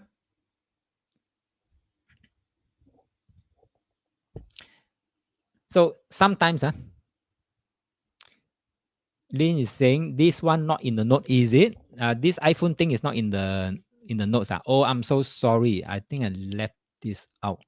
But can you scribble something on to this the one before or the one after the slides, and then just say what is there give us convenience, what is not there gives us real power and function. So this applies everywhere, including in life, in the challenges that we go through, in turmoil and things like that. Darren said, if I put simply, if I not being so much attached in material world, how can I live differently? Oh, very good. Very good. How can I move on? Okay, how can I move on without looking back? So sometimes the less you try, the more it flows. You know, it may look awkward, this sentence. Sometimes the less you try, the more it flows. Have you ever experienced this? Especially when we were studying, you know, when we were younger, when we were studying, and then when we look at questions, you know, exam questions, no matter how hard we try, we get stuck. No answers just cannot come through. We don't know how to solve. We don't know how to approach the questions. The more we try, the more stuck we get. And then suddenly you're so tired, they say, okay, forget it. Let's go and play, or let's go and take a bath or sleep, you know. And then before you know it, the next morning when you wake up, you know how to do it already. Have you ever had this experience before? It happens to me many, many, many times. And people say, sleep over the problem. So this is true. Stepping back, the less you try, the more it flows. When you create, what do you call that, empty space in your mind, then the Tao will flow. When the Tao flow basically means the full knowledge of the universe, including how to solve this math problem. Right? Okay, so this is something I think not many people can subscribe to this also. The less you try, the more it flows, but it works for me perfectly well. So some of you may say that how come I can live my life so chill? It's because the less you try, the more it flows. It works for me. So that's why I subscribe to what Lao Tzu says, and I'm sharing with it with full confidence that it will work for you too. Okay. Darren said, yes, sometimes the more you do feng shui activation, it may not work so effectively. If just activate with an open heart plus intentional, it comes with surprise, sometimes even more. True. Very true. Okay, next. So it teaches us something most people miss. Having and not having are not opposite. People love to subscribe to the idea that white is white, black is black. White cannot be black, black cannot be white. So that's like having and versus not having, you know, they are not opposites. Lao Tzu is trying to tell us they are not opposite. They are two sides of the same coin. Right? One cannot function without the other. Okay, so let me bring back the previous examples. I say a cup is useful not because of the clay, but because of the empty space inside. A room is livable not because of the wall, but because of the open area where you can move, live, and breathe and sleep. So this is called having. Having means 有跟无,有跟无. So that means the wall and the empty space must work together as yin yang. Lin said, today's nuggets are very helpful for me. I'm facing huge challenges and frustration at work due to restructuring. My power is restructured, but my accountability remains. So trying to see how to apply this to reframe my perspective. So Lao Tzu is saying, look at the empty space. look at the empty space. That's like how Steve Jobs look at the removal of all the buttons, no buttons. Or that create the empty space and then create new things out of that. 无中生有. I'm sure you can do it, Lin. You just need to be calm, listen intuitively inward. You'll find ways lah. Not easy, but I think it's doable. So, so this thing applies to our mind and heart too. When the heart and mind is not full, its power becomes unlimited. So we call this 无心生大用. Or loosely translated means when you let go of expectations, your true power will shine through. 无心生大用. And that's like just not give an example of the doing the max problem and then suddenly you go to sleep and then sleep over it and then next day you have the answer suddenly. Don't know how you got the answer, but you got the answer. So same thing. Have you ever had an idea suddenly come to you in the shower? No, you weren't trying. You were very relaxed. That's 无心. So if you don't understand what is 无心, right? That this 无心 means you don't seem to be trying. You seem to be chill. You seem to be very relaxed. And that's 无心. As athletics, say they play their best game when they are in the zone. Okay, not overthinking what should be my next step. What should be next technique to use. Not overthinking. It's just flowing with the game's flow. Okay, musicians also say their best solos happen now when they stop planning and just let their hands move. 无心, not trying at all, very relaxed. This is 无心. So that's a secret lah. Trying too hard blocks the flow. Letting go opens it. Darren say 无心 means 无心. 无心, yes. Don't attach law. Don't keep forcing yourself. Say I must come up with a solution. I must come up with a solution. I must find a way out. Sometimes by not thinking, you are thinking. Sound chim? By not thinking, you create the open space. Let universe comes in to offer you insights. It happened to me all of the time. So sometimes I'm stuck, especially with how I should present my flow and what should I talk about in the annual seminar and things like that. I just chill, bo sim lah, like what Darren said, bo sim lah, okay, and it just comes. It may not come all at the same time. It will just come in drip, like drip coffee, Vietnam drip coffee. It just drip, drip, drip, drip, drip.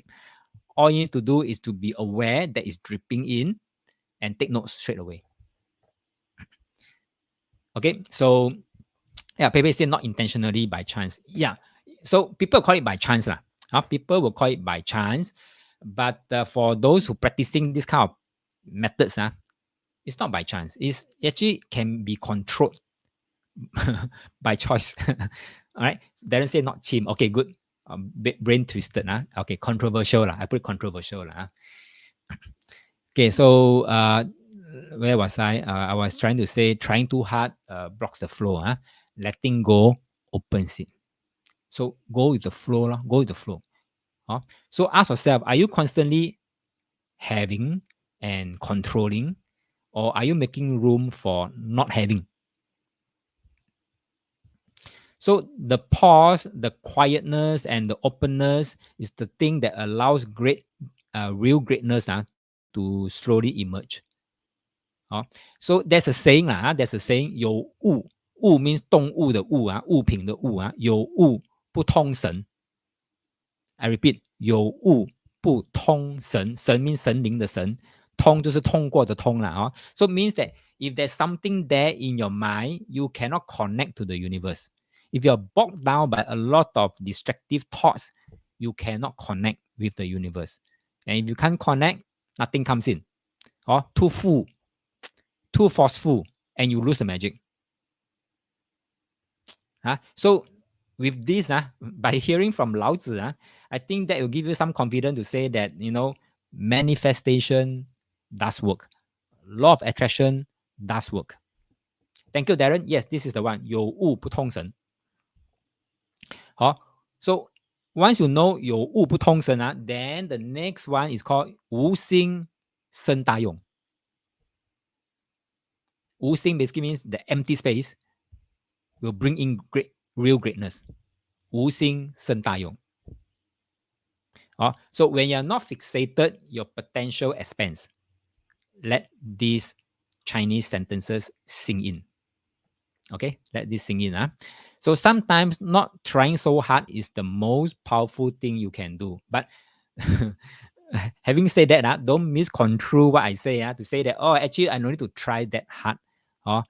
You still need to do your best, 尽人事, but 要顺天命. Okay, not being lazy is different from being lazy. So on this note, people who always act with a strong agenda often don't even realize they are going against nature. Have you seen someone lately, a world leader, have been acting everywhere, every corner with a strong agenda, and he doesn't even realize he's going against nature, right? You might have heard about this Chinese saying, 有心人所想的多都是偏的. People with too many plans or motive, their thinking is often skewed, one-sided, or worse, manipulative, even if they mean well.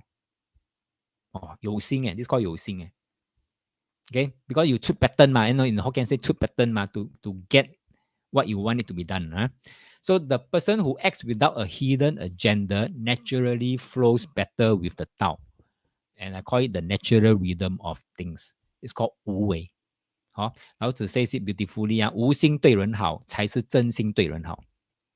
That means don't expect anything in return. I help you not because I want you to say thank you, not because I want you to, do this, do that, or expect anything back in return. This is called 无心. 你无心对人好才是真心对人好. So when you go to others without expecting anything back, this is what it means. That is when your kindness is truly real, authentic. Now, for example, if let's say a friend who checks in on you only when they need something, call you up and say, hey, bro, free or not for coffee? But later on during the coffee meetup, they ask you for things, borrow money. That's 有心. That is an agenda. Okay. MLM, thank you very much. Usually MLM use this one, call you for tea and whatever, then say, okay, I have something to show you. I got something to share with you. This is agenda, 有心. So let's say another example is that workplace is a boss suddenly praise you, give you praises, but behind the praises is to trying to get you to work more. That is also 有心, calculated one. Okay, so if a stranger helps you carry your grocery, maybe help someone elderly carries their grocery without even knowing their name, without even expecting a thank you in return, this is called 无心. Darren said there's a Chinese saying, 无心插柳柳成荫. Wow, nice. Okay, so this is the 无心. That's right. So, like I said just now, 有物不通神, right? So Lao Tzu warned us this, and I have to repeat again, highlight this again. 有物不通神. When your mind is filled only with material things, like for example, stuff, image, status, your attachment, your clings, you lose connection with the subtle, the mysterious and sacred part of life. And that's when he says it's called 神, 通神. When he says 神, right, he doesn't mean those God, those almighty God. No. Okay. He's pointing to that invisible force. Remember, we talked about the Tao Chong, whatever, in earlier chapters, the invisible force, the Tao. He's pointing to the invisible force, the intuition, that mischievous something that we can't quite explain. Lao Tzu, I probably can't explain too. So it is that part of life that whispers, not shouts. Remember in Power of Intention, I said that we will receive whispers all the way, all the while we can receive whispers. And if we ignore those whispers over a period of time, that's where universe will give us a kick at the back, a huge kick at the back. Also better listen, be aware of the whispers. And you can only hear it when your mind is not clogged with desires and schemes. That means it's not full, it's empty. You must make space. So stop focusing only on what you can see, what you can plan, and what you can control. Stop focusing on those. Instead, learn to trust the unseen. Learn to trust the unforced. The wu. In short, is the wu. So basically, it's trying to tell you, now you have been learning how to use all this life, been learning how to use your left side of the wheel, that means the logical mind, to do things, to live your life. Perhaps now it's time to step forward to also learn how to use the right side of the wheels. That means stop focusing on what you can see, plan, and control, and start to learn the unseen, the unforced, the wu part. Darren said it sounds like when you free your mind with meditation, you hear the gentle inner prompt for you to receive. That's right. Sometimes when you sleep, you will receive this kind of insights as well. But a lot of time for us, when we wake up, if we don't write it down the first 7 seconds, we forget about it. We forget it already. We can't even recall what was those insights. Okay, so Lindsay, dreams are spiritual windows. Yes, I believe that. Yes. So sometimes when you wake up, you have insights. Quickly write it down. You write it down. You have your phone, right? Quickly type into the notes.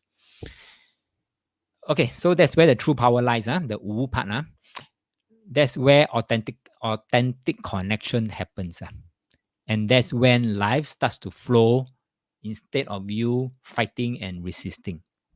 So just learn how to let go a little.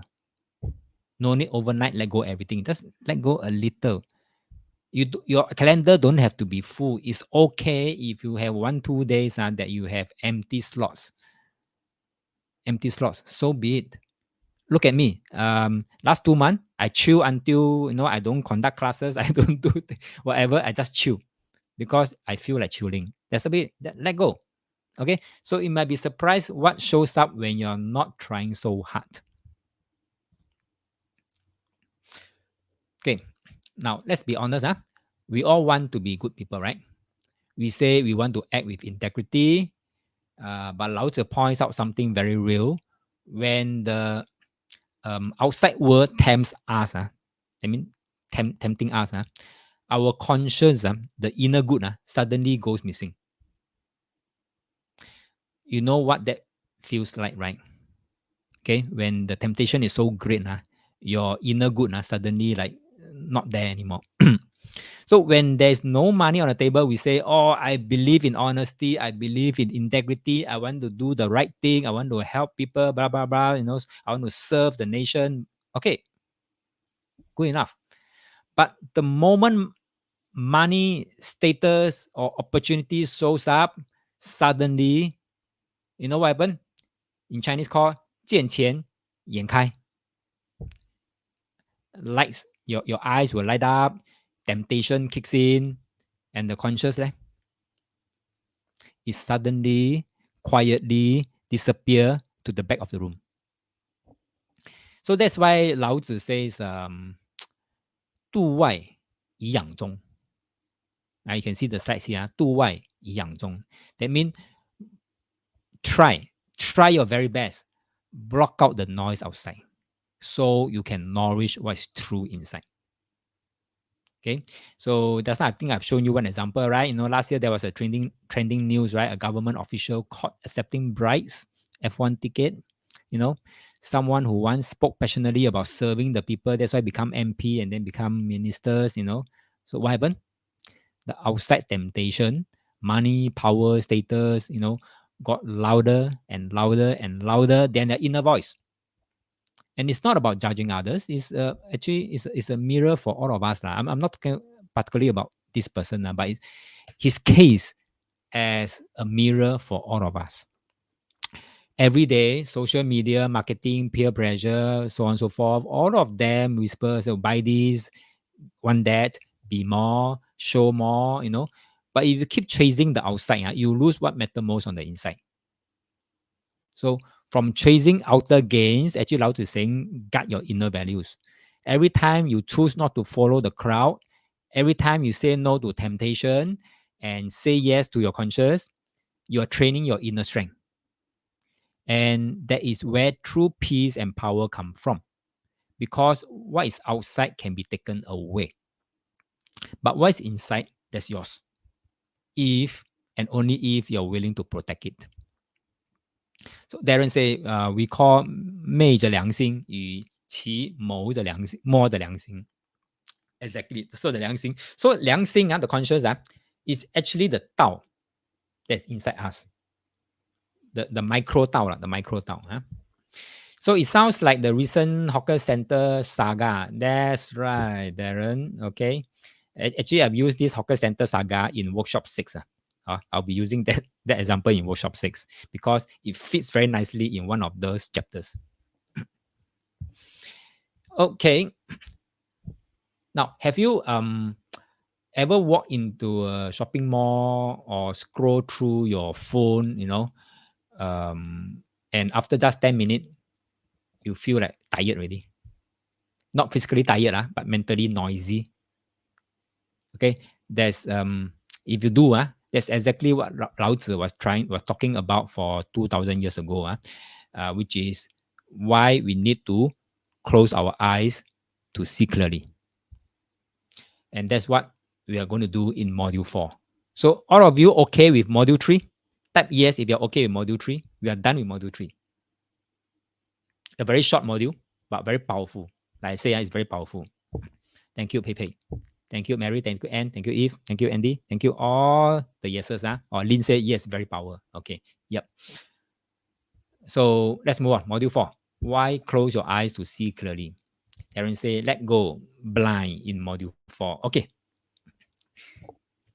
In chapter 12, Lao Tzu say, too many color blind the eyes, too many sound deafen the ears, too many flavor confuse the tongue, too much chasing makes the hearts go wild, too many rare things mess up your path. Okay, so this sounds familiar, but this is our modern life. We've been living life like this, every one of us, except I think monks. There's a recent example, right? A recent case, right, about even monks cannot, fall into this trap also. So, this is our modern life. We scroll, then we tap, we swipe, then we see ads everywhere in the phone, outside, billboards, and then there are sales here, sales there. Every year, every day are sales. Then we have the FOMO. Then we have a lot of those external noises. With all these things, right, no wonder our mind can't rest. Very sad thing, yeah? Our mind can't rest. Okay, we have been exposed to all these things every second with technology. So I think Lao Tzu saw that. Lao Tzu saw that more than 2,000 years ago. And that's why he has this chapter 4 is to remind us. Okay. In Chinese culture, we often say, you may hear people say that 闭目养神. Loosely translated, you say, close your eyes. Why? To recharge your spirit. Now, in terms of medical terms, in terms of 黄帝内经, why eyes and spirit are connected? 魂魄的魂 is in your liver. Okay, liver governs the 魂, the spirit. So what happened is that the liver also 出窍于目. That means your eyes is also governed by the liver. Okay, so this is 黄帝内经. So when you close your eyes, right, you are actually allowing your sun to go back to the liver to get recharged. So on and off, right, after long hours sitting in front of your laptop, desktop, or doing works, you need to take a break. And the best way to take a break is 闭目养神. Close your eyes, recharge your spirit. Even for a short 30 second, 1 minute, that's good enough. Okay, so do that not because we are tired, but because when we shut out the outer noise, we can finally hear your inner voice.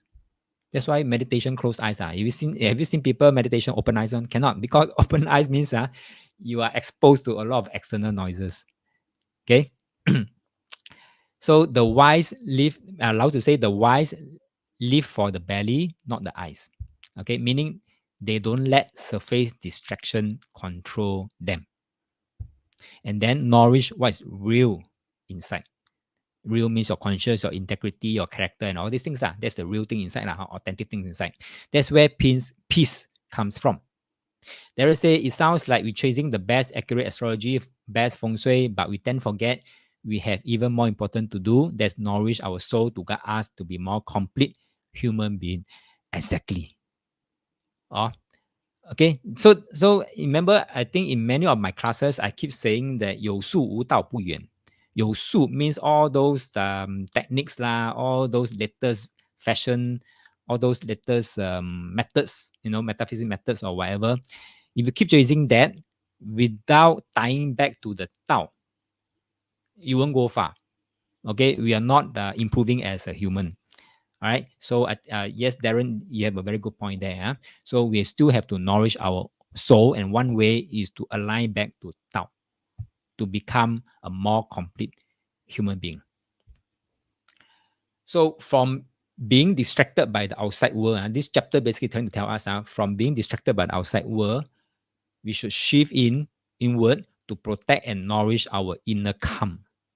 So next time the world gets loud, just pause, close your eyes, take one breath. Okay. Now, just now I mentioned this, the wise live for the belly, not the eyes. Okay, meaning don't let surface distraction control you. Okay, nourish what's real inside. So basically, this is what it means here. I will not go further. Just remember, clarity comes not from more stimulation. When I say stimulation, basically means more TikTok swipes, more Facebook swipes, more drama and everything else. But not those kind of stimulation, but from learning to let go. Okay, so that's not all wisdom. There's timeless power. Next line. Too many colors deafen the ears. Now let's talk about the ears. That means you're hearing what you are hearing. Have you ever noticed the louder the word gets, the less you actually hear? Lao Tzu say too many sounds make you deaf.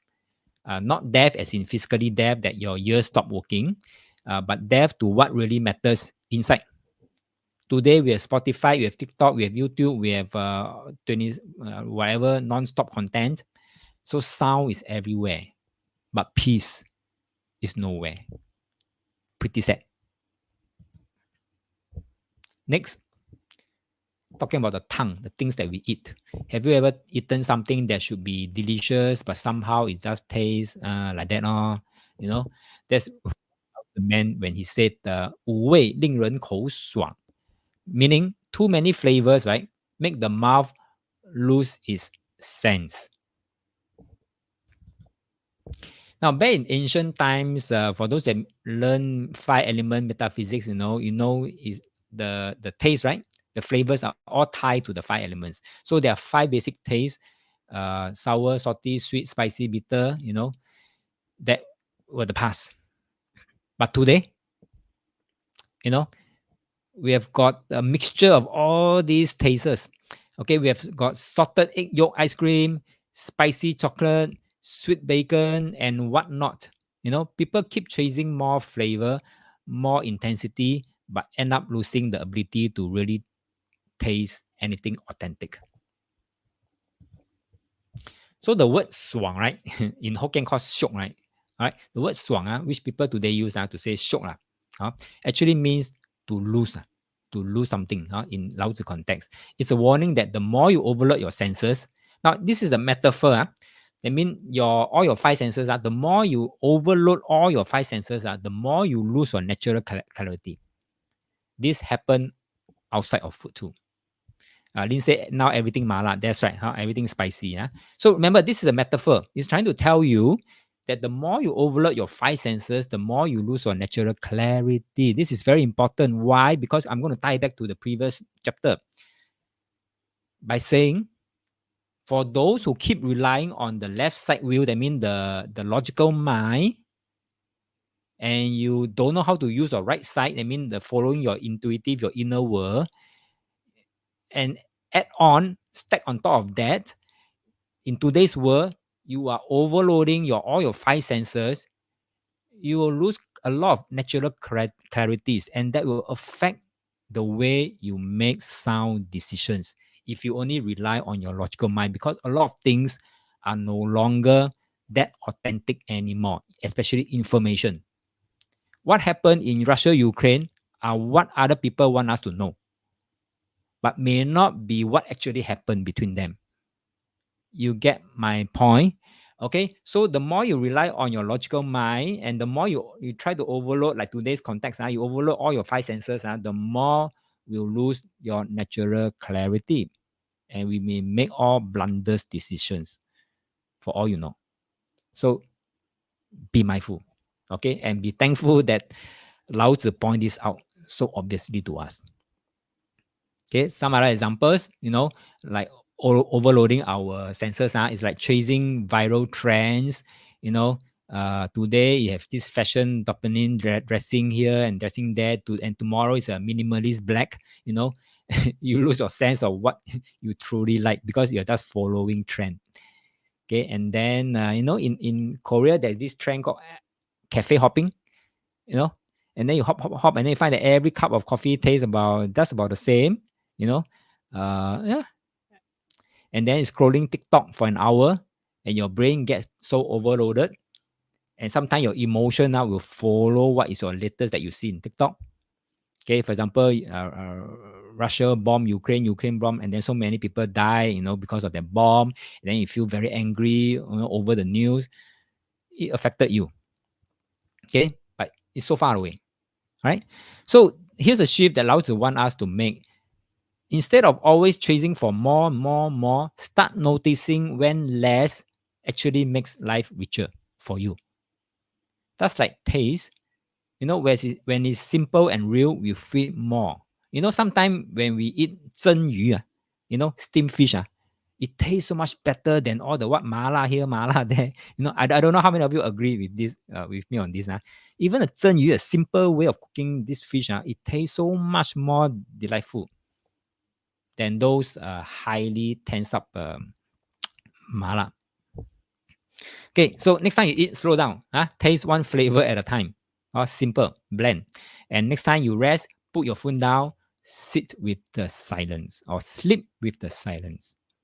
You might just rediscover what real 爽 syok feels like. That comes with peace, clarity, satisfaction. Okay, next, let's talk about something that feels exciting but might actually be destroying your clarity also. But before that, Darren said, now seeing the Chinese character, it really indicates the shock is getting bigger and bigger, the ta, and lose your left-right clarity when we see the 2x, the up and down, making us 摇来摇去. Very nice. Okay, that lose what it is, the child and the innocent, if we don't take care. So all thanks to Lao Tzu for highlighting this, so that we can have awareness about what we are doing, what is right, what is wrong. Okay, so let's talk about something that feels exciting but might actually be destroying your clarity. Lao Tzu say in this line, too much chasing makes the heart go wow. It's like racing on horseback, hunting for thrill, going for F1 racing. All this makes the mind go wow. But now Lao Tzu wasn't saying hunting is bad. Okay, in ancient time, hunters need to go hunting to survive. That's nature. That's fine. But when the rich and powerful today did it just for fun, killing for sport, that's when the heart gets dark. Hey, the mind gets crazy. So fast forward to today, we don't ride horses, but we do something crazy like jumping off cliff for the thrill, climbing Eiffel Tower, racing cars for the adrenaline. That's the modern version. Okay, that's the modern version of the sentence that Lao Tzu said. Okay, of chasing too much will make your heart go wow. How many do that? How many go for bungee jump and things like that? Oh my god. Okay, so recent example. This 26-year-old real story. 26-year-old influencer died trying to film a stunt for TikTok, climbing Spain's highest bridge with no safety gear. Now let's be honest. Some people aren't challenging their body. They are punishing it. They are not pursuing life. They are escaping something inside. I also don't know why they want to do that. But it's chasing something wild. and make their hearts go wild to do all these things. All right. So Lao Tzu is warning us, if your thrill comes from domination, comes from speed or danger, your mind will lose its peace. If yes, intentionally committing suicide, this is probably the best way to describe them. Intentionally committing suicide. So let me move on. And once the mind is wild, you won't even realize how far off track you've gone. That's now that 26-year-old climber. His mind is so wild that he didn't even realize how far off track he has gone. So this warning echoes deeply with the message of hexagram 5152, which is thunder hexagram and mountain hexagram. Thunder shakes and startle us. It represents sudden shock, sudden adrenaline action, And if you are not centered, shock takes over your system, takes over your entire system, and you just react blindly. Okay, so you keep on chasing thrills, chasing speed, chasing noise, thinking it's energy, but really it's just being tossed around by outer stimuli. So what comes after hexagram 51 is hexagram 52, mountain, still, keeping still. It teaches us the power of stillness, of being grounded and unmoved no matter what shakes around you. So when others go wild with excitement or chaos, go and jump here, jump there, the wise one remains calm, remains observant, and remains rooted. And we should aspire to be like that, remains calm, observant, and rooted. So true strength isn't about reacting to every, trend, every jot, that comes along. It's about knowing when not to respond. It's about holding your center even when the world tempts you to speed up or to scream louder. Okay, so next time you hear go all out, push your beyond limits, blah, blah, blah, all these are so-called the motivational rah-rah show. Okay, so sometimes if you think you need to pause, just adopt hexagram 52, pause, stillness. Okay, ask yourself, am I doing this to grow or just to feel alive because I've lost connection inside? Right? So let the thunder wake you up, but let the mountain remind you who you are. Okay, so don't let thrill seeking become your soul losing until if like what if say intentionally committing suicide. Not worth it. Not worth it. Okay, then next, let's talk about something Lao Tzu warned us way back, but we still keep falling for it. Is this one? This sentence here, actually, I've also talked about it in earlier workshop about too many rare things. Too many rare things mess our path. Rare, 难得有货. Okay, that the part there. What it means here is that you were walking a good path, honest, simple, meaningful, and then something rare or exclusive shows up, and then suddenly you're off track. Have you seen people like this, or have you been through something like this before? This is our experience.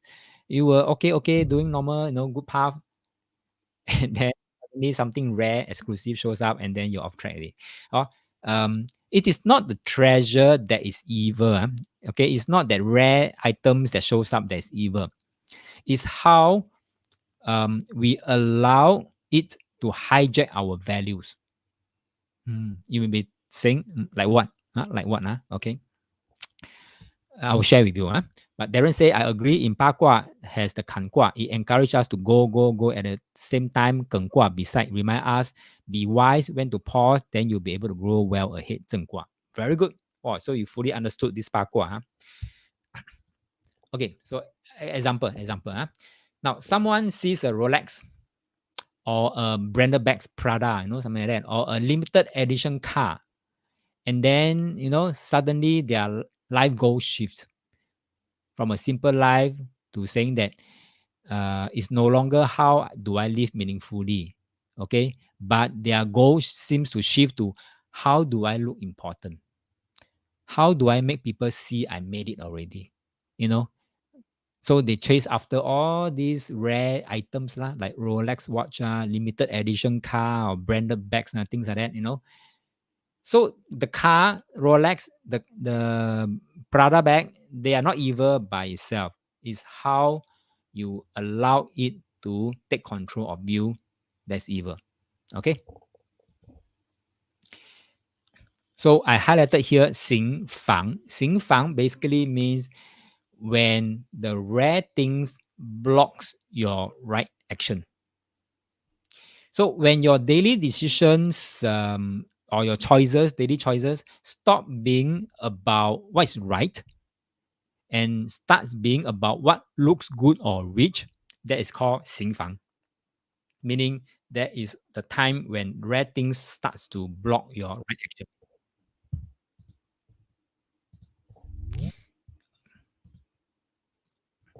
Example, many people spend more time staging vacations for Instagram, TikTok, than actually resting and enjoying the trip. They go for a trip, supposed to be enjoying, resting, have more rest. But instead, they keep on taking photos, taking videos, and whatever, and then stage their vacations. Stage, their vacations for Instagrams, for TikTok. So they are not traveling to explore, they're traveling to prove. Same with luxury hobbies. Ever met someone who go golf not because they enjoy it or they love it, but to look high class or their boss love it? Okay, so that's the Lao Tzu's trying to say the trap lah. Okay, 难得之货令人行房. Remember, can you recall 难得之货? We talked about that in earlier modules. Uh, Wrong, in earlier workshops. 难得之货. Or chasing rare things make us do stupid things. A lot of times are stupid things. So the word rare is just rare. It doesn't equate to valuable. Sometimes certain thing that's rare may not have value. Okay, if there's any value, there's any monetary value attached to it, that is people say one. People assign value to it, arbitrary values to it. Okay, so just because something is hard to get doesn't mean it's worth getting. Just remember this.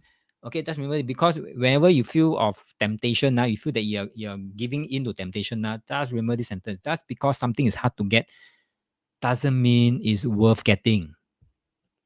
And if getting it makes you lose your integrity, lose your peace, lose your joy, it's not treasure anymore. It's no longer rare, it's no longer valuable, it's not treasure, it is poison. Okay, it's poison. Let me repeat, because this is a very important reminder, especially for those who have to deal with temptations. Because sometimes it's hard to control. Temptations come and find you. Because there are people come to find you, say, I have one ticket, but I need you to do this for me. Something like that.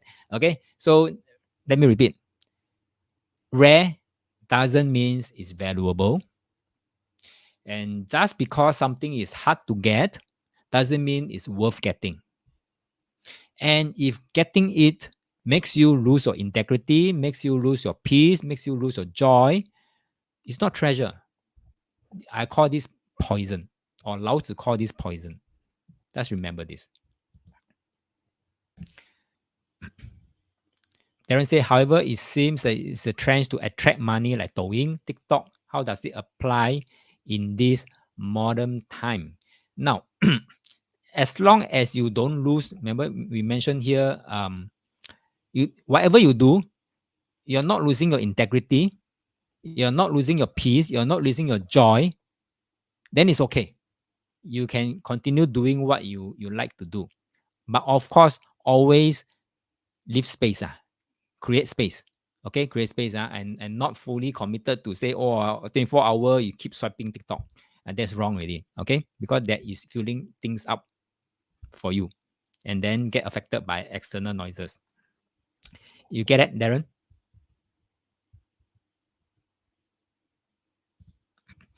Okay, next. Another rare thing, 难得之货, another rare thing that I notice is power, 权力. Okay, power can also make you lose your integrity, your peace, your joy. So power actually is not treasure. It's not something that's good. Like I said just now, with great power come responsibility. I know that is Spider-Man's slogan, but Lao Tzu also subtly say this 2,000 years ago. With power come responsibility. And Lao Tzu always tell us to say that be a responsible ancestor, right? Remember that in earlier modules, be a responsible ancestor. That means you have a power to do certain things now, do it responsibly. Okay, so if power, you are abusing a power that make you lose your integrity, your peace, your joy, there is no longer a treasure.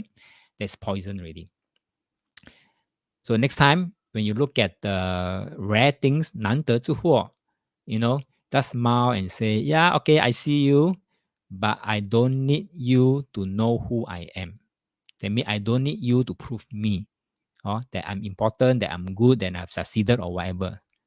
And you'll be good. Okay, so this will be a good reminder statement for you. So to sum up, Lao Tzu is warning against overstimulation. It's not saying cannot TikTok, cannot swipe TikTok. Go ahead, do whatever you want, but it's warning against overstimulation because it can lead to self-destruction. Would someone risk stealing if they were not blinded by envy over a brand name, a branded bag like Prada? Would someone work themselves to death chasing a lifestyle if they didn't feel less than seeing someone's Rolex watch? To me, that's not ambitions. That's losing yourself already. Now, having said that, right, then what did Lao Tzu suggest? Okay, before that, Darren said, rare things, 难得之货, example, especially power, is not equal values. Sound like 路边野花, don't anyhow take. True. You may pay the price for it for the power you execute. True. You look at a lot of those world leaders, presidents, when they step down, what do they get? They get sued. They go into prison. Chen Shui-bian, one example. Right? And then the Philippine former president also. Okay, last but not least, the last statement here is saying the sage fills the belly, not the eyes. So in simple words, basically means feed your life, not your ego. So we separate. One is your life, that means your body and the soul. Another one is your ego. So Lao Tzu says, don't go for overstimulation. Here's what you need to do. Always give priority to feeding your life, not the ego. The ego, not your priority. So don't chase after what shines. Chase after what can sustain your life. Right? Don't let desire write your decisions. So next time you feel triggered to prove, or you feel triggered to impress, or you feel triggered to compete, okay, to show that you are the best, you just need to pause and then ask, is this thing I'm about to do feeding my soul or my image? Because what looks good, right, isn't always what is good. So, and if you keep chasing what dazzles, what shines, you might forget who you are. Just like that 26-year-old climb the bridge, basically forget who he is, that he's still a human, or he's still very vulnerable. So Lao Tzu ends this chapter 12 by saying, 故去否居居此. Now, basically means let go of the outer, choose the inner. Your priority is always nurture, nourish the inner. So what does that simply mean? It means that not everything your eyes see is worth your energy. That's why the title of this module is saying that close your eyes to see clearly. Not everything your eyes see is worth your energy. 度外养内 basically means block the outer, nourish the inner. Let your eyes, ears, and mouth rest wherever you can, and then feed your spirit. I mean, feed your inner, your clarity, your presence. Now, have you talking about 度外养内? This one is something that I will talk about in the next workshop. 度外养内. But briefly here, have you ever noticed the lion statues outside? Anybody been to the Zijingcheng, Forbidden City in Beijing? If you have been, and if you walk further into this Ningsou Gong, Palace of Tranquil Longevity. I think this is how it's been translated. 宁寿宫 you'll notice that there are a pair of lions like this in the picture here. Okay. Um, and this pair of lions posture is unlike the usual proud white eyes guiding lions. These lions, this is the one exactly outside the Ning Shou Gong one. They have drooping eyes. Can you see a drooping eyes? Eyelid, drooping eyes lid. And then the eyebrow also covering their eyes. And then their tongue, you can't see clearly from this picture, but if you've been there on the spot, you can see their tongue is tight. Okay, tight with a string or something like that. Okay, and then this is a clear message. Okay, this is a clear message through form or called symbolism. Now, what does this represent? Now, let me give you a brief background. Ning Shou Gong. Ning Shou Gong is actually a place where all the concubines of the emperors, the women who were no longer part of the court life, but they have to stay there, or they have to preserve their dignity, their peace, and their inner world. So they have to stay in the Ning Shou Gong, all the concubines, okay. And outside this so-called the concubine palace, is this pair of lions, and these lions are only this set of lions has this kind of posture, drooping eyes and eyebrow, and then the tongue tight. Okay, so these lions were not meant to intimidate or dominate. Okay, it's unlike all other lions outside all other palaces. So they symbolize a deeper Tao principle called 度外养内. I mean, block the outer, nourish the inner. What does it mean? What does it mean? What symbolism does this, do this pair of lions trying to convey? Okay. Now let's talk about the ears. Even the ears is lowered down one. All other lions that's standing outside other palaces all are standing up. Okay, but this pair, even the ears are lowered. Basically means the lowered ears basically means the message is don't be swayed by outside noise. That means hear no evil. And the eyes, drooping eyes and drooping eyes, lid and eyebrow, okay, the hidden eyes I call it, is the message is don't chase what you don't need to see. That means see no evil. Okay, and the tight tongue basically means don't talk or eat just to fill your free time. Okay, basically means talk no evil or say no evil. Okay, so ultimately, this lion is trying to remind all the concubines that while you are here, please withdraw from striving, withdraw from being important, withdraw from being you are better than who is better than who, and then return to softness. So these lions, this pair of lions actually embody Lao Tzu's wisdom. In plain terms, don't look at things that you don't need to see. Don't listen to the noise that steal your peace. Don't talk or eat just to kill your time. I mean, basically, don't anyhow talk, don't gossip, don't, whatever. Okay, don't spread rumors. And Lao Tzu does stop here. He take one step deeper. He say, to nourish the inner, we must go beyond the ego. Again, the ego comes out. Drop the ego. 无我无身. No self, no body. Because just now, earlier part, we say that actually body is the source of all the suffering, right? If you don't have body, you don't have to eat, don't have to feel hungry, you don't have to earn money, then you don't have to, in order to earn money, you have to be better than others or seem to be better than others, things like that. So body is the source of all the suffering. Okay, so he say, drop the ego, drop the body. So what does that even mean? Okay, now that might sound like too much, Okay, so but what if that is the only path to real peace in chaos? That means by letting go of ego. Darren is saying this is a Chinese version of hear no evil, see no evil, speak no evil instead of the monkey version. That's right. So this is how many thousand years ago? Okay, all these things is already there and is sending a clear message to the concubine. If you have seen those Chinese drama, those court story, concubine story. So this is where it will brings us to workshop 5. Okay, and we have ended the workshop 4. Okay, this workshop. And if you think, what will we be talking about in workshop 5?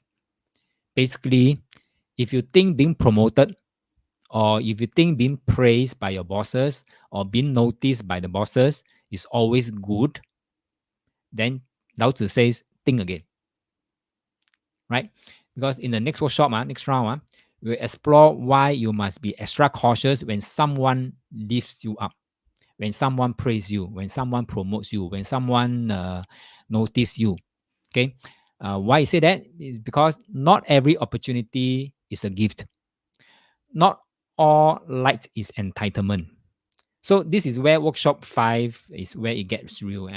And if today has stirred something in you, then I invite you, okay, don't just attend the next workshop. Show up, okay, show up. Don't just sign for the next workshop. Show up for yourself on 11 October, workshop 5, Saturday, 2 p.m. to 5 p.m. So the early bird right now is 49, okay? Um, and the promo is ending tomorrow midnight. The $49 ending tomorrow midnight. So to then, remember this: 度外养内, block the outer, nourish the inner.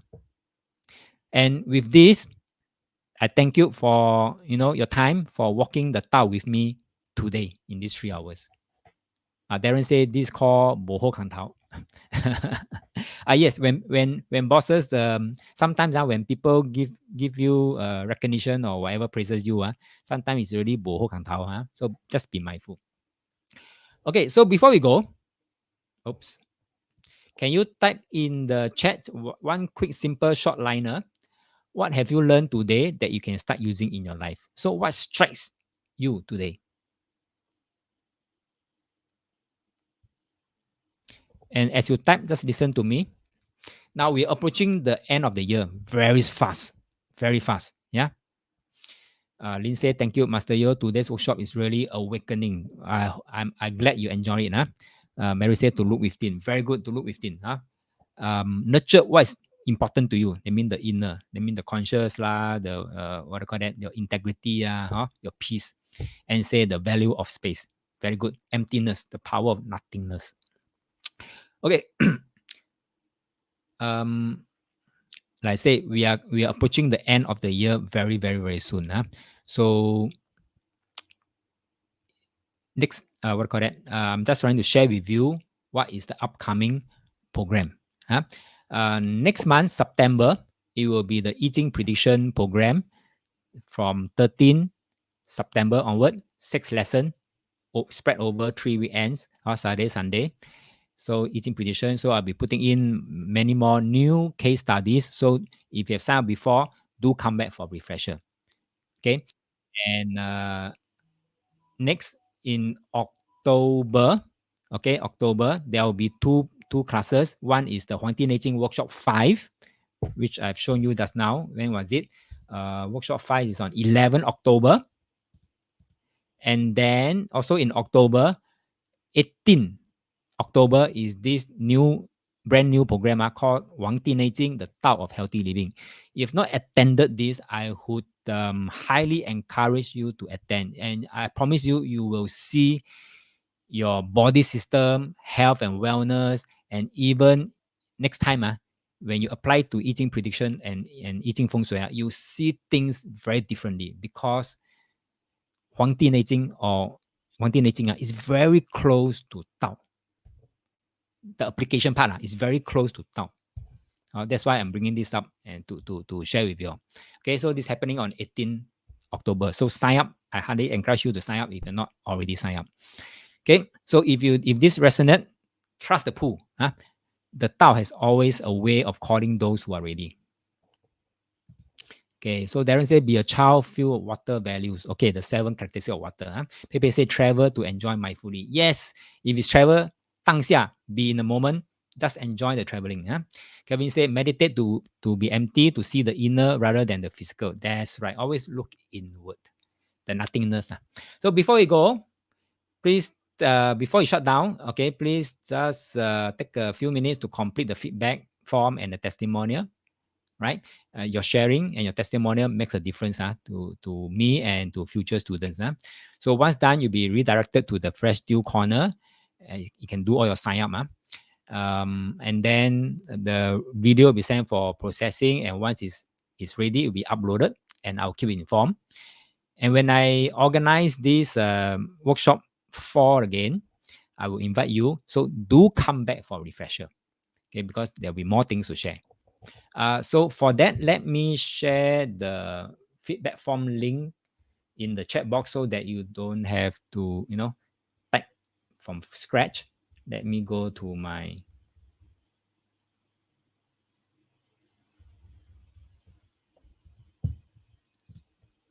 give me a moment. Let me type and then type in.